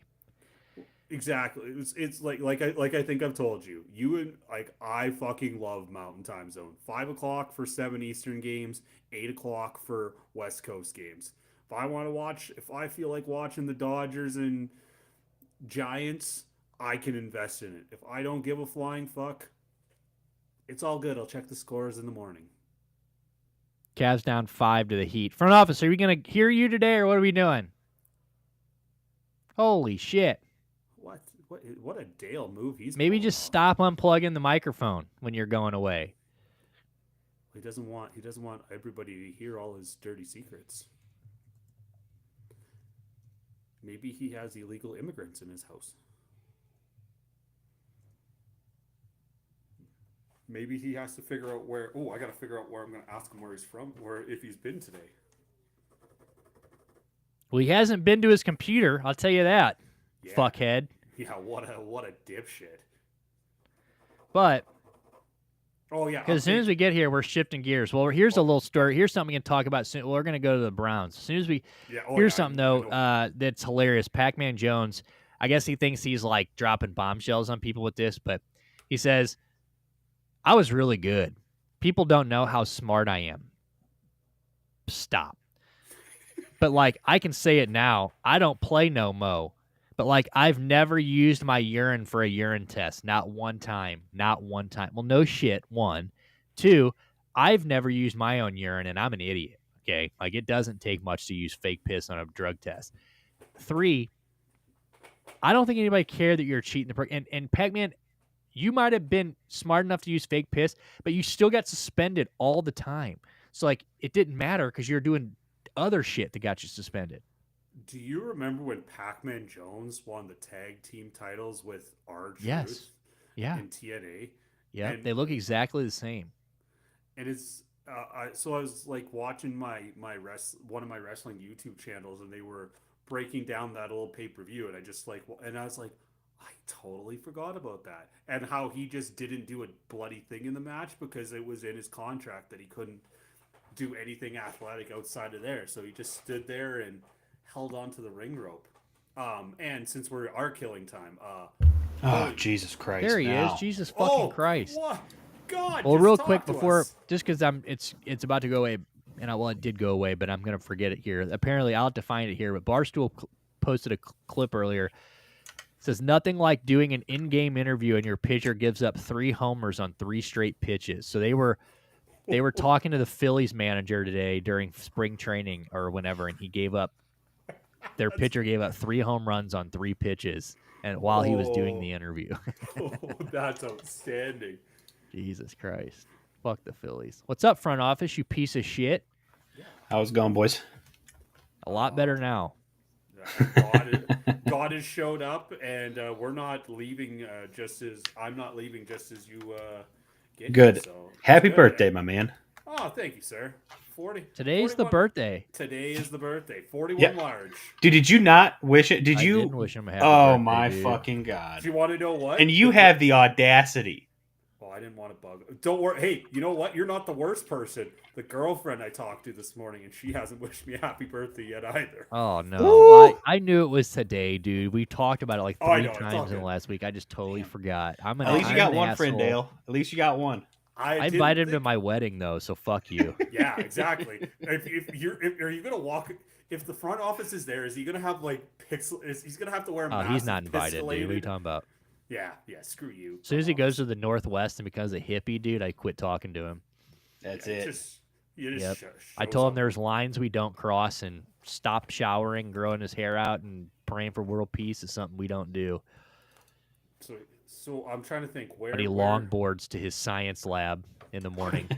Hey, before we get on to you guys talking about Nick Chubb, call a front office. Have you been to College Station before? College Station. The University of Texas A&M. Nope. That is one place I have not been, sir. Good find. Yeah, got one. I know you've been to Texas, but that one I was trying to find something specific. So, well, I don't know where is that exactly. I mean, like I might have been in the region, but I don't think. If you haven't been on campus, it don't count. By the way, go ahead. Cav, I know this is 7, but I just see things on Twitter and then it refreshes and I'm retarded, so I'm going to forget. But former Cavalier reporter Angel Gray reporting on ESPN that Kevin Love has said if he gets to the Hall of Fame, he wants to go in as a Cavalier. Let's go. Oh. Well, that's nice. Love to hear that. So this is just outside of Dallas, right? Correct. So I've been to Dallas, but I've never been on campus. Does that count as a victory? We'll ask the neutral party here. Is that a victory for me or not? I think that's a win. Okay. Yeah, you're going to give me it. I'm good. Sure. You can have all the W's you want, dude. It's my birthday. Fuck yeah. Woo! All right. Continue. Oh, yeah. Oh, all right. Well, very fast. Sorry. One fast No, you update. go ahead. So the guillotines are Friday, Saturday, Sunday until the week before the season, and then they're every night. So we'll rattle one or two off before the season. We'll pick a night. Yeah. So. All right. Well, before we get into our last thing of the day, we got two. We're going to cover Nick Chubb and the Browns real quick, and then we'll do that. If we have time, we'll get to the Pete Rose article, but that's not going anywhere. So real quick before we do that, I'm saying that Pat McAfee is not going to be doing the NFL draft this year because he thought he was treated with insufficient respect by middle managers at the scouting combine, so he is pulled out of the NFL draft. Jesus fucking Christ.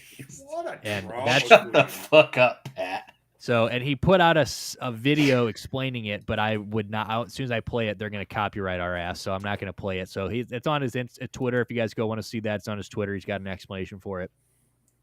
But no Pat McAfee, the NFL draft. And then I just had something else, and I just totally forgot. No, I didn't. Finally, pardon the interruption, is fucking canceled. Let's fucking go. Or no, Around the Horn, not PTI. Around the Horn. Love PTI. Around the Horn. Tony Kornheiser and his band of fuckheads. Who cares? Is Woody Page alive still? No, I think they finally had to take him off. Jesus Christ. That show sucked. It sucked from the day it started till now, and I cannot believe that it lasted 23 seasons and almost 5,000 episodes. That's crazy. Love PTI, by the way. Didn't mean that. Oh, Kornheiser, by the way. Tony Kornheiser is the other guy. What's Tony? What's his name? Tony. Wilbon. Michael Wilbon and it's Michael Wilbon and Kornheiser. But what's the guy? Tony Relly is the guy on Around the Horn. So because I'm going to age myself because that's what I'm doing today. He was the original stat boy. And then that's how the spinoff came. So he was the guy that would go and say if there was any errors. And that's and that's indirectly how Around the Horn started. So but it was boxing guy that did it first. Max Kellerman was actually the first host of that show. And then it was Tony Reale. Damn. All right. Well, actually, we're just going to do this because I think the more I think about it, I think we're going to be okay. So here's this, and we'll get into the Browns. So during the break, I decided that if there's a narrative being built about me that isn't true, I should just address it. You know, kind of the point where there were so many of them about me. If I was to address every single thing that was being said that was bullshit, even though the quotes in the whole show is already out there, I would be spending my entire life addressing bullshit. So with that being said, Patriot. I don't think I've ever said insufficient respect in my life. Now, granted, was there a lack of respect? For sure. But the Combine and the draft, two different events. Okay, Combine, got approved to be there. That was going to be a big deal, lucky to be there. Then, a few days beforehand, some people at that middle level who have power wanted to flex the fact that they have power, I think. Created some problems, obviously. I'm going to have to sign off on this. I'm going to have to see this. You can't do this. You can't do that. This is what I'm saying, yada, yada. All bullshit, you know. And I adhered to all of it. I even went down and did a site survey by myself with a tape measure to make sure there was enough room. And in the stadium for our set, which once again, I thought Combine Week was awesome. Hoops were made for us to jump through for no reason, because I think I'm younger than these people, so they think they can. I don't think they get it. But nonetheless, draft was the same thing. Just like where they wanted to put us allegedly, how it was going to go, what we were going to have to do. Just like flexing power while also showcasing disdain for me and my show and my guys all at the same time, while we have a relationship with the actual league, I think. So it's an interesting time. With that being said, I don't want to play their games. So we said we're not going to the draft. But it wasn't directly because of the insufficient respect from the Combine. But it is a lack of it on a regular basis from one group of people just making life harder on everybody. Dude, nobody cares. My God. So basically, he just felt disrespected. Cavs are up by 1, by the way. Let's fucking go. Please, God, don't lose this. 34 points. Bam's got 34 and 12. I will swim in my bathtub if we lose this game. Jared Allen, hilarious because we just got done fucking just two-hand him his cock earlier. Talking about, he's got all these 25 and 15 games and blah, blah, blah. Earlier in the day, some guy in somebody else's Discord said, is Jared Allen 11.5 points a lock tonight? And I said, absolutely not, because he is the kind of guy that just fucking, you can't bet on Jared Allen. You can't, because took him for under 29.5 last night. Point, rebound, assist. Guy had that in the second fucking quarter. Guy turned into Wilt Chamberlain last night, literally. Well, tonight he's got 4 points and 8 assists. So, and we're with a minute and a half to go. So, fuck Nick, right? Also on the props, since front office sitting here today, I took Isaiah Collier for under 3.5 rebounds. He hasn't hit it in 2 weeks. All right, let's go. He's going to be our official prop today. As soon as I put that up and I walked away, the Utah Jazz put out their injury report tonight, and there are guys that are they had to make 2 tweets to fit everybody in the motherfucker. I mean, every goddamn person. There are people that don't even play there anymore that they announced out. I'm like, what the fuck is going on here? So Isaiah Collier is literally the only person playing basketball tonight. So of course he had 4 rebounds in the first half, right? Because fuck Nick. So that's how that went. But all right, off basketball again. We're up 3 with 39 seconds to go. If we go to overtime, I'm just gonna get off. So, all right, let's go to the Browns. We talked about today. Davante Adams, Tyler Lockett, fucking who else? Christian Kirk. Everybody and their mama was released today. They're gonna test free agency. But the one that hurts the most, which we do have an update on today, kind of. Nicholas Jamal Chubb. Is Jamal really his middle name? Yes. Oh, I didn't know that. The more you know. Okay, continue. Do you think I just said Nicholas? That'd be kind of racist, wouldn't it? If I just assumed his middle name was Jamal. Could be thought that way. It could be assumed that way. I was just. I didn't know if you were rattling something. Sorry. Continue. Just stop. I'm just sweating. Stop. I'm sweating the Jazz and Wizards right now. Yeah, me too. I'll let you know what happens. All right. Continue. So Nick Chubb announced yesterday, Mary Kay Cabot, who is just known for her fine reporting, of course, says that the Browns are, after initial reports that we were basically letting him test free agency kind of to let another team pick his next contract before we matched it. That was the original report, was we're going to let him test free agency, but we're probably going to match anything that comes his way. Basically let the markets pick his price. Let's not overpay for Nick Chubb. Let's see what the rest of the league thinks, and then we'll match it. Well, that appears to not be the case anymore. As Mary Kay Cabot, this is what she says yesterday. She says, this is her number 1 free agent yesterday on her report. She says, it's the end of the Nick Chubb era in Cleveland.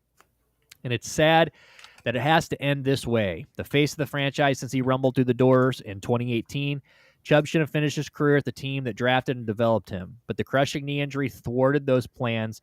Like Joe Thomas before him, Chubb truly meant it when he said he wanted to finish his career in Cleveland. He's orange and brown through and through and would have never considered asking for a trade.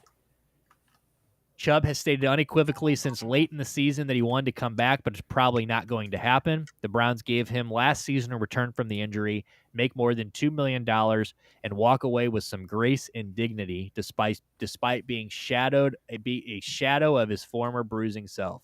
What? Utah just hit a 3 with 4 seconds left. Are they winning?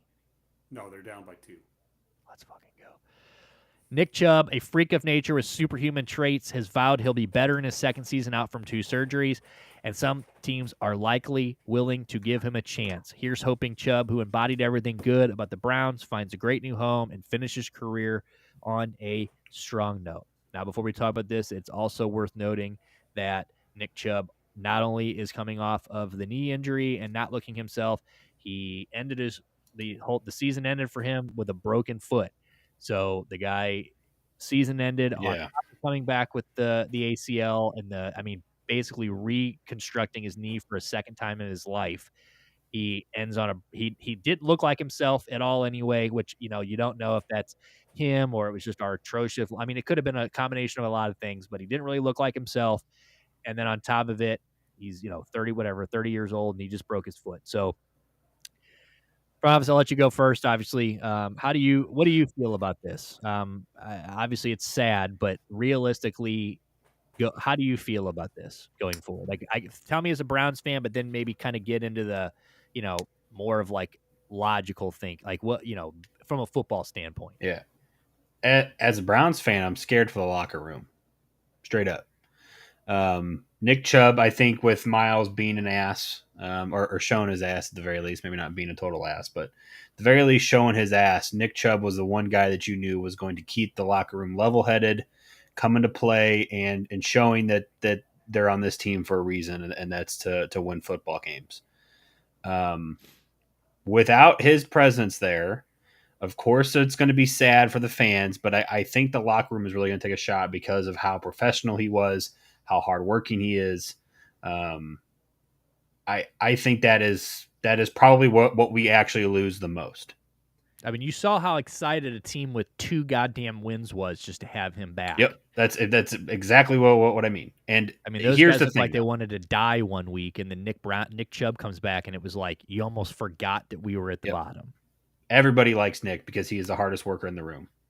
Not this Nick Chubb. Just kidding. But from a football standpoint, look, man, God, don't make me fucking say it, dude. Don't make me say it. If you don't want to. Even if he gets picked up, that contract's not going to be worth it.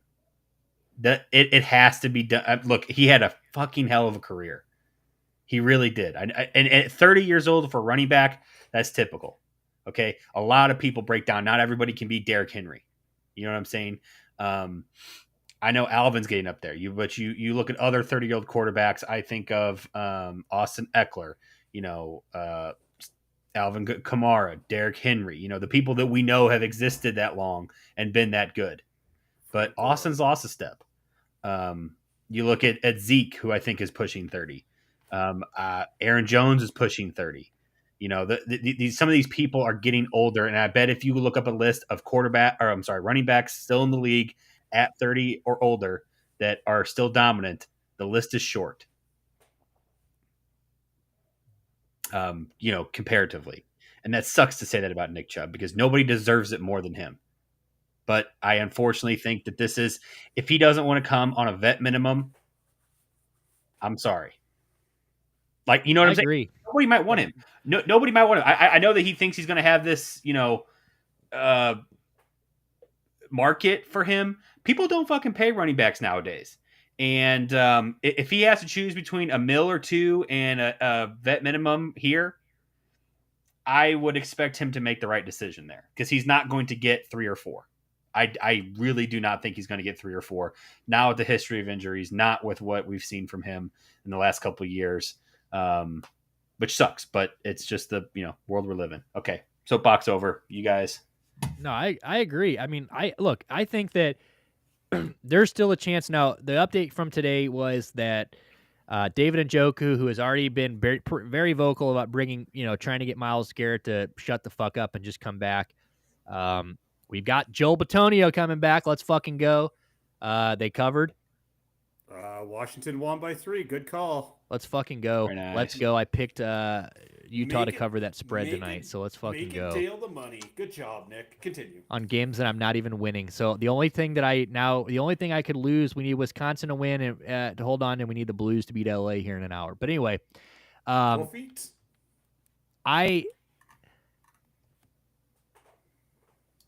So today he says he pretty much posted his picture on Instagram and basically said, like, don't leave Cleveland, or let's re-sign Nick Chubb. Now, again, I am with you. If he wants to come back on a minimum or a very team-friendly deal, and because finishing his career here is more important than anything, I'm 100% down for that. I don't want to see Nick Chubb leave. It kills me. It really fucking hurts. I sat here yesterday after I got off work and just thought about it, and I'm just like, that is one guy that I never thought I would see suit up on another team, even more than Myles Garrett. Nick Chubb is he's Nick Chubb. And 6 months ago, less than 6 months ago, we sat on this show and read his handwritten letter to the city of Cleveland. And it was and through The Athletic, it was one of the most beautiful things you've ever fucking read. He is Cleveland. But for a team in our position, it's funny because, for fans and stuff that are so upset about the situation that we're in financially, and so today everybody's like, "Oh, Deshaun Watson ruined my life." They're all putting this on Deshaun Watson. They're saying this is Deshaun Watson's fault for not taking this team anywhere, and now that Nick Chubb. So of course everything's coming back to Deshaun Watson, which is just bullshit. But a lot of people are like, "Oh, well, it doesn't matter. Fuck the money. Fuck all that. You got to keep Nick Chubb here." And it's like, you're unserious about winning football. That's all that is. You're playing with you're playing with your heartstrings here. You're totally acting off emotion. And again, I want Nick Chubb to be here as much as possible. But if we truly want to move on and try to fucking move on and take the next step into the next phase of things, Nick Chubb coming off of, like you said, catastrophic knee injury, not just a knee injury. Reconstructive fucking knee surgery, basically. And then comes back, plays half a year, breaks his foot at 30.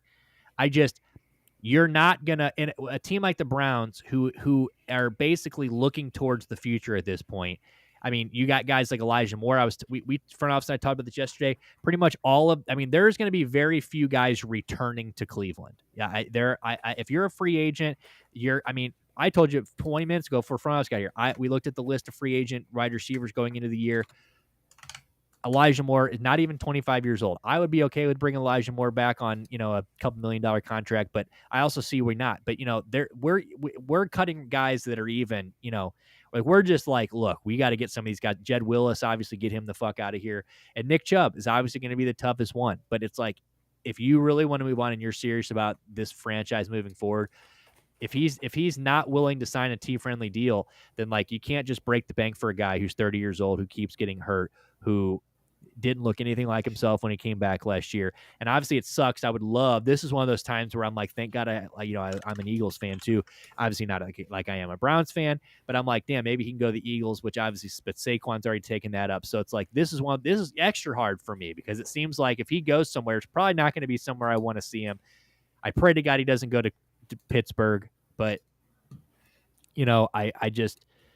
I don't know. I think it's the right move. It sucks and it is not good, but I think this is probably it is the way. And just to rehash, the last time that a running back over 30, and this is according to StatMuse, so this is subject to not being correct, had over 1,000 rushing yards over the age of 30 was Adrian Peterson, 2008. Makes sense. Not even Frank Gore. Sense. Interesting. Wow. Cavs win too, by the way. Let's fucking go. Damn right we do. Yeah, it's exactly. So he would literally have to be defying odds. And honestly, if we don't sign him and he goes somewhere and he has a good year, I'm never gonna root against Nick Chubb. I hope to God he goes somewhere and just fucking balls out like I do. I really hope. But it's not gonna happen. I don't want to say it's not gonna happen, but the chances are very slim. We got to move on. We've got this draft coming up. I don't know what we're going to do about running back. I guess we still got Jerome Ford. I assume we would I would probably looking for one in the draft maybe. But I think that this is a hard one, but I do think that they're making the right decision. So, Dale, what do you think about this a little bit, obviously from like a less of a Browns fan standpoint? It's like, yeah, it's going through the emotional part that you're emotionally tied to them in the business of, are we just going to make the fans happy, or are we going to make the best business move? And there's probably a dollar figure where it's the best business move and everybody's happy. But if the man wants to go get paid, let somebody else deal with that. Like I said earlier about LeBron James, Father Time is undefeated. Running backs, Father Time is sure as fuck undefeated.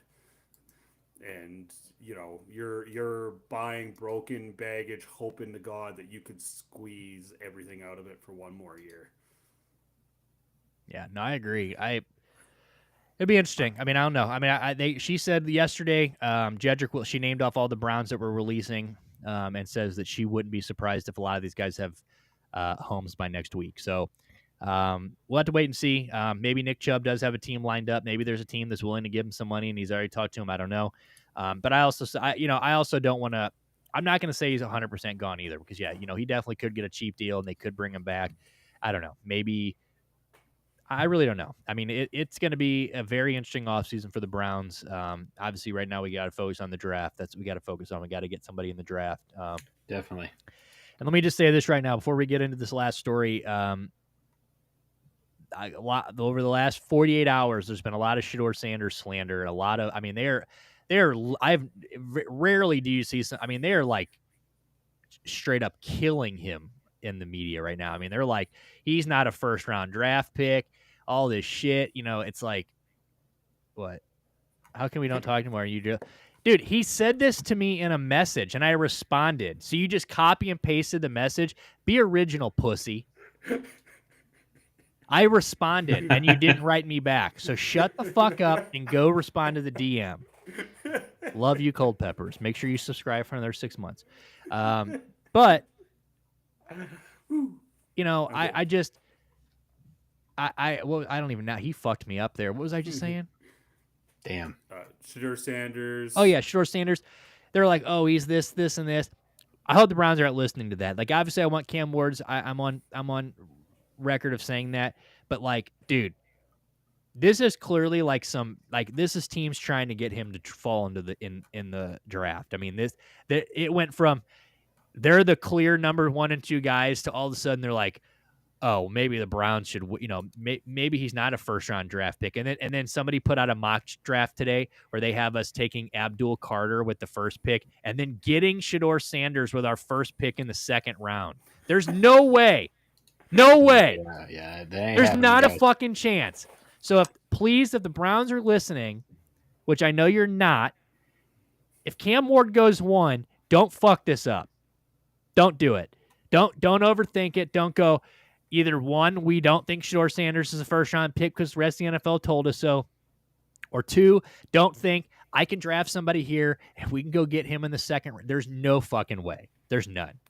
There's no way Shedeur Sanders is not a first day pick. Thoughts? Agree.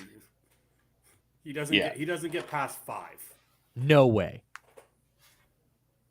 So just wanted to say that too, just because we have seen some really crazy character assassination in the last 48 hours. And don't get me wrong. I mean, he's cocky. He's this. They were saying they didn't like the way he acted. He was this and that. But then thankfully the Browns came out today. I think it was Mary Kay that said, or somebody today, maybe it was Schefter or somebody basically said the Browns didn't find any of that. Like they didn't find him to be too cocky, not anything. So they kind of downplay. So that's good. We were on Full Sail Live, Brad. Dude, Cold Peppers. Are these like Chat GPT fucking love stories you got here? I miss when you used to come with some heat, dude. Some controversial takes. Whatever happened to those? Whatever happened to the heat, dude? And your dedication. And making songs. With the front office in it this time. That was the good old days. But they can't last forever, guys. It's true. Like Nick Chubb's Cleveland Brown. All right, so here's our last story. So this is what we're going to talk about. We talked about this last time. We went over all the whole Pete Rose situation with Trump, and like I said, Trump doesn't give a fuck. Trump's over here waging a tariff war against Canada right now, and he's getting ready to fuck us. And but don't worry, he's gonna pardon Pete Rose, so all's okay.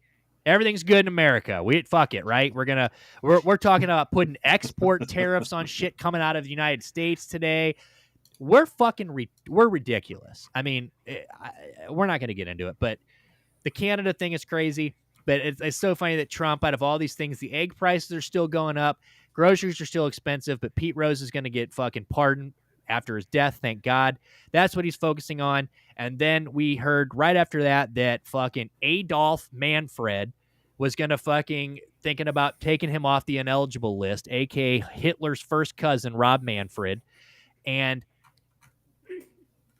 we all agree that Pete Rose shouldn't not be in the fucking Hall of Fame as it begins with, right? We all said that. We all think this is a sham, that he's been fucked this entire time anyway. The MLB Hall of Fame was a joke because how many of their leaders or how many of their all-time stat leaders are just not going to be in it? We've already got the all-time hit leader, not there. All-time home run leader, not there. You know, it's a fucking joke. So basically, if you just play in the MLB long enough, you're going to the Hall of Fame. Just don't be really good at anything. So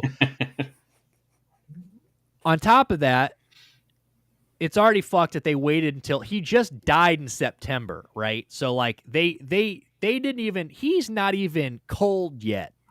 Okay. And we've got Pete. Now we're going to unban Pete Rose. It's a fucking joke. So, but we all agreed the other night that he should have been one, right? Everybody said that. But then I came across this today, which Dale and I talked about this second before we, kind of went over this. I read the headline to him before we went live. And I read this and I'm like, I'd love to know what Steve Buckley of The Athletic has to say about why Pete Rose was a baseball legend, but shouldn't be in the Hall of Fame, and both things could be true. So we're going to read through this and just breeze through this and just kind of see what this guy's saying, because I would love to know the argument for Pete Rose not being in the Hall of Fame. So before we read this, can either one of you think of a reason other than outside of the sports betting? Can anybody think of a reason why Pete Rose shouldn't be in the Hall of Fame? The only reason why he's not is he broke the number one rule in baseball. Yep. It is absolutely precisely. It is absolutely a moral question here. Like I told you, it is in English and in Spanish on the wall. I read it. I don't know how to read Spanish, but it's on the wall in 2 languages so that you fucking can't do it. It's right. Terrible move, but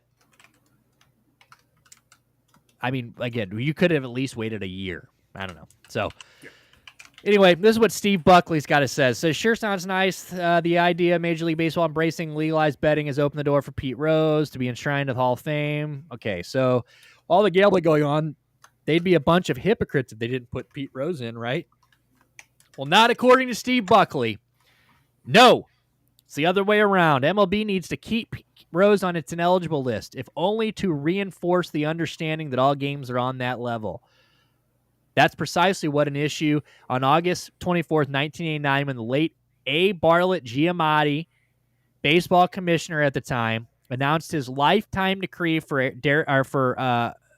Pete Rose. This after the Dowd report determined that Rose had placed bets on the Cincinnati Reds game while managing the ball club, which we all know.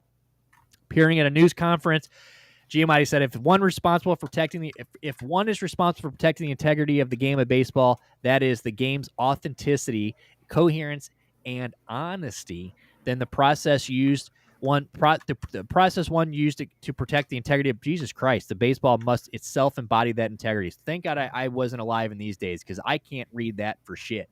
The guy's talking like he's in a goddamn movie. There it is, right there. Giamatti was an administrator, but also a poet. Yeah, definitely was a poem. Indeed, a baseball poet.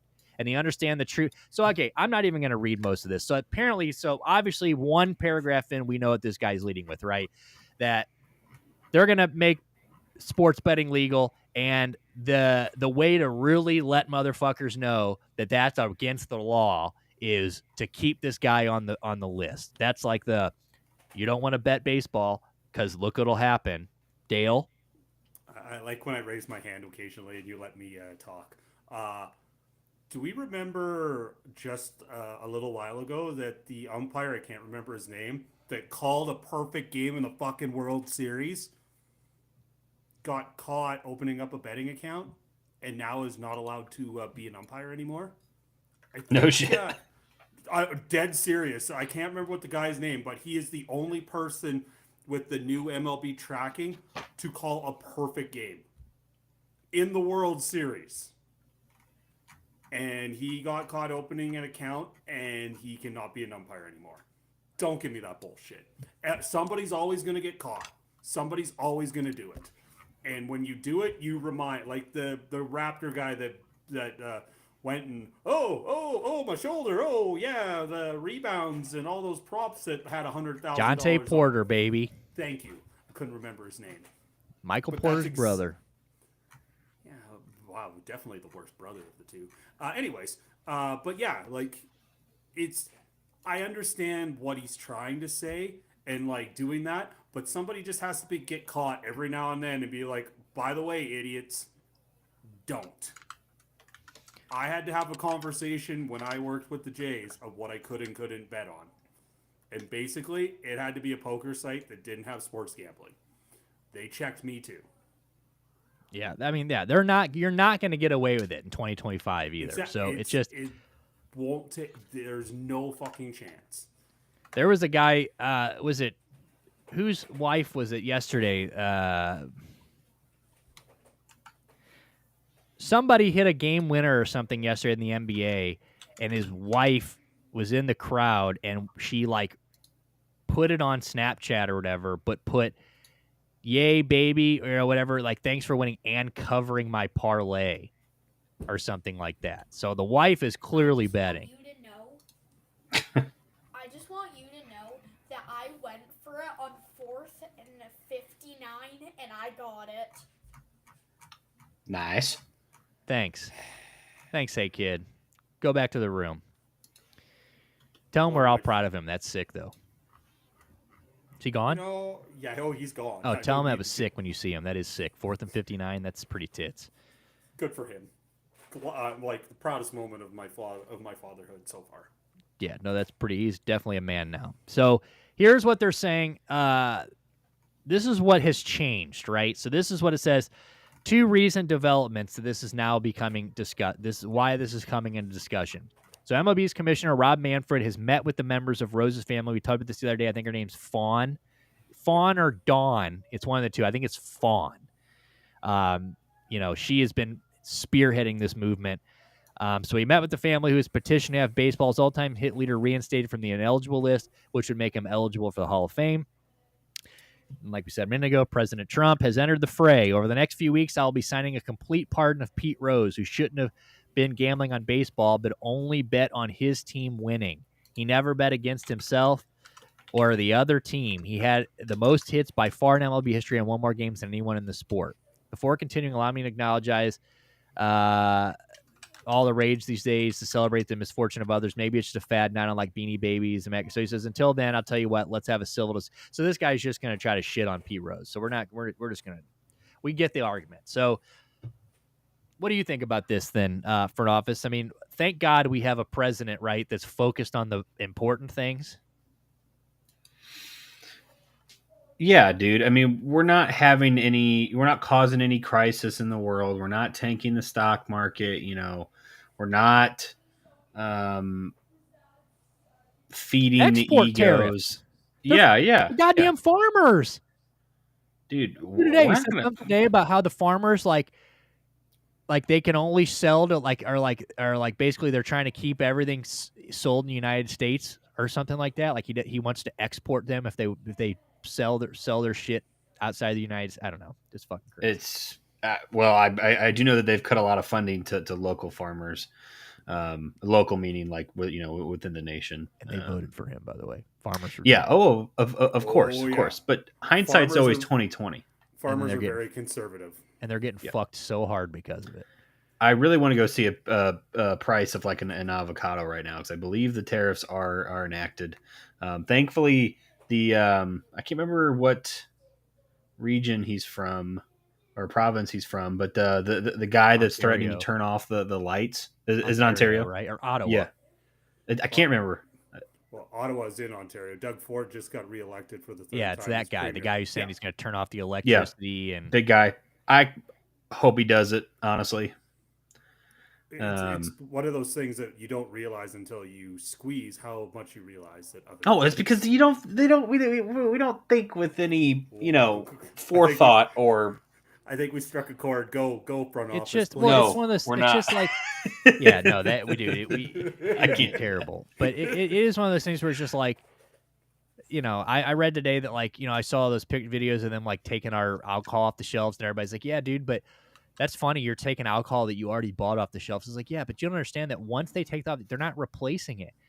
So I believe it said something like 37 states or something that affects or something like that. As far as like, I don't know. It's just, it's crazy. And think But about the people too, because they are all conservative.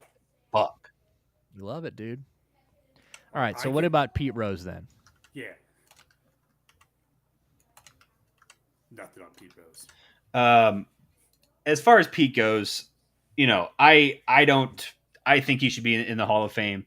But having an opinion outside of a one-liner interview after you've talked about something, legitimately challenging or worthy is one thing, but impacting games like, and major sports like this, that's not my cup of tea. I don't know. People can make their own decisions, I guess, but that is not how I think he probably should have kept his nose out of it. Who, this guy? The writer? No, Trump. Oh, well. Oh, yeah, Trump. Yeah. No, the the fucking writer. I mean, look. Dude, Trump I think has of just gone in and he's just signing orders because he can. He says, yeah, oh, exactly. Pete Rose. Exactly. Yeah, well, fuck yeah. People are just writing it and he's just signing it. No big deal. But like, as far as the people that are, like the writer that wrote those things, like, I think baseball might have some of the dumbest, like, writing organizations probably in major sports. Like, I think football is pretty good, actually. Like, really, they got a couple sticklers, and basketball is actually pretty damn good. They normally get it right, but I think baseball might have like the worst combination of like writers that like vote on all-stars and awards and stuff. They're like, I think they might have the worst. league that they're like trying to keep things the way they were.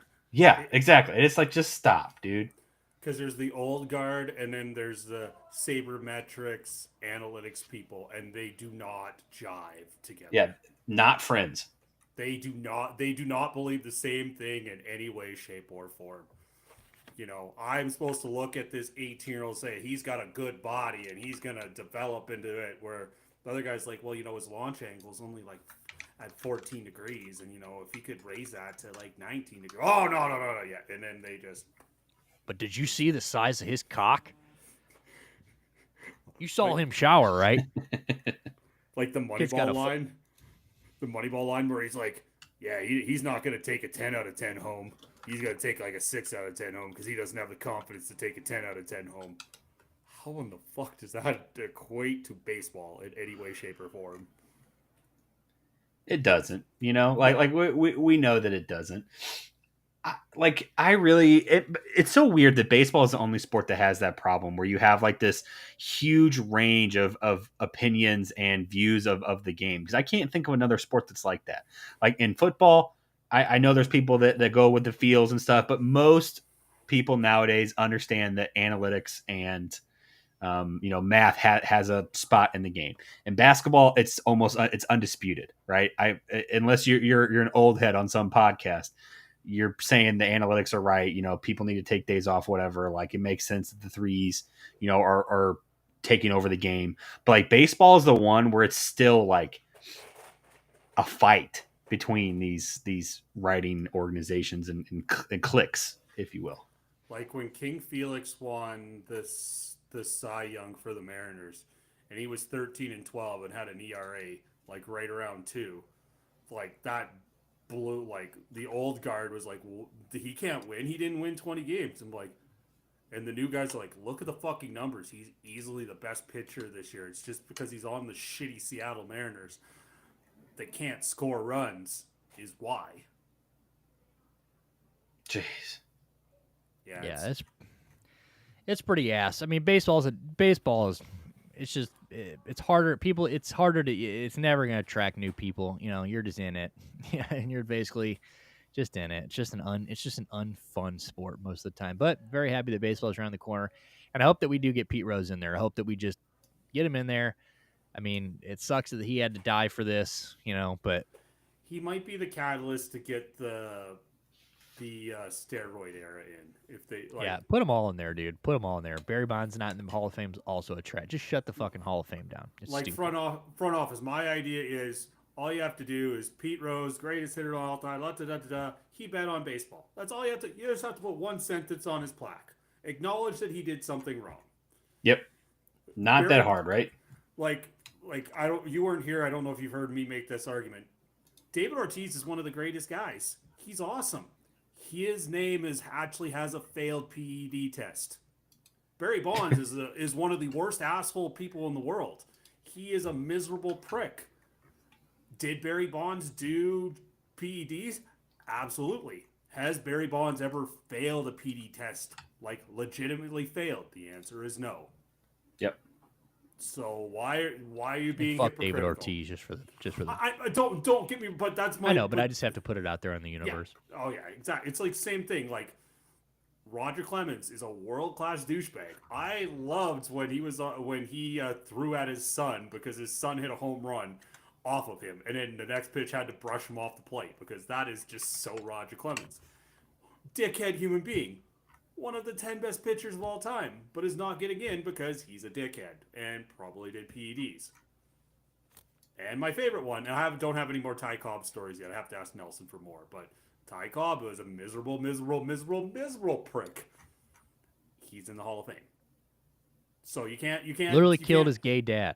Yeah. Did you? Nelson was reading a biography or not whatever you call it. About him, and it's fascinating. He found his dad with another man in the 1910s and killed him, and a jury did not know that. I can tell you right now, news to me. And the jury of his peers did not said that he was innocent. Yep. Didn't even convict him. Hall of Famer though. Convict him. Yep, Hall of Famer. What's worse, couple needles in the ass, or the fact you beat your queer dad to death? You know.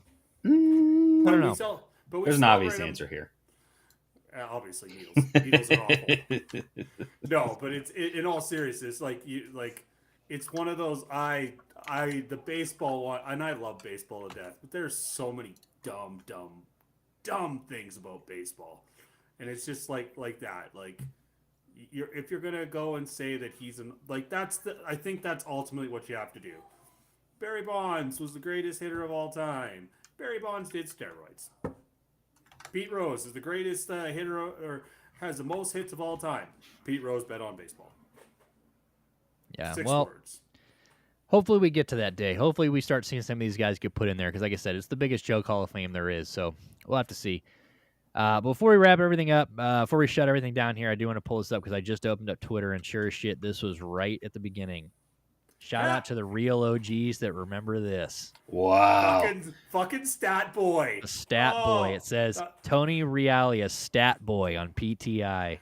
I just aged myself on my birthday. Yep. That's Bill Simmons that posted that. So can I just say, and I know this is going to be unpopular, hate me if you want, I liked Around the Horn.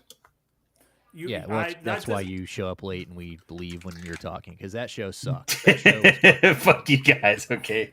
Lick my balls, dude. I can understand why you would like him. And they brought that dumb broad on all the time. What was her name? Lisa McMillan.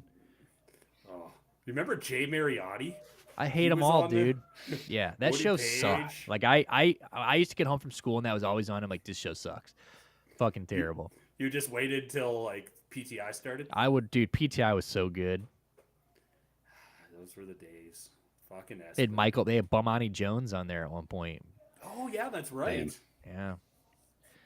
All right, fellas. Well, other than that, we didn't really get much else. We covered all three of our big topics today and more. I mean, it was a pretty packed show. As far as bets, Isaiah Collier is the only one that hasn't hit so far. Blues are about to start in about 30 minutes. Wisconsin is still up, but they're only up 3. We need them to go up by another 3.5 here. So I know Dale's going to hop off here and sweat that game. Wisconsin, Minnesota, man, turn in. Just second half just started. 46-43. We've already hit on Utah +5, George Washington and Xavier. So 3 wins down.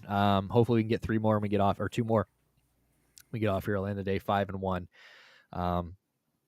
But yeah, guys, before you guys get out of here, make sure you guys follow us on all of our shit. If you're on YouTube, make sure you hit that follow button, subscribe button wherever you're watching. Hit that follow button. If you're on Twitter, make sure you give us a follow. Go over to Action. Make sure you guys follow our bets on Action Network. Every single day, you guys for free can follow and tail our bets. We're posting as soon as we post them, they're on there. So make sure you guys do that at Daily Derelict. But other than that, if you're on Underdog, use Nick Flair 93 to have your first deposit matched. But other than that, we'll be back on Friday with another full slate of shit to talk about. You guys have a good rest of your Wednesday. Have a good Thursday. Stay warm out there. It snowed here in St. Louis today. It was bullshit. So you guys have a good rest of your day, and we will see you on Friday. Peace, love, and motherfucking gap.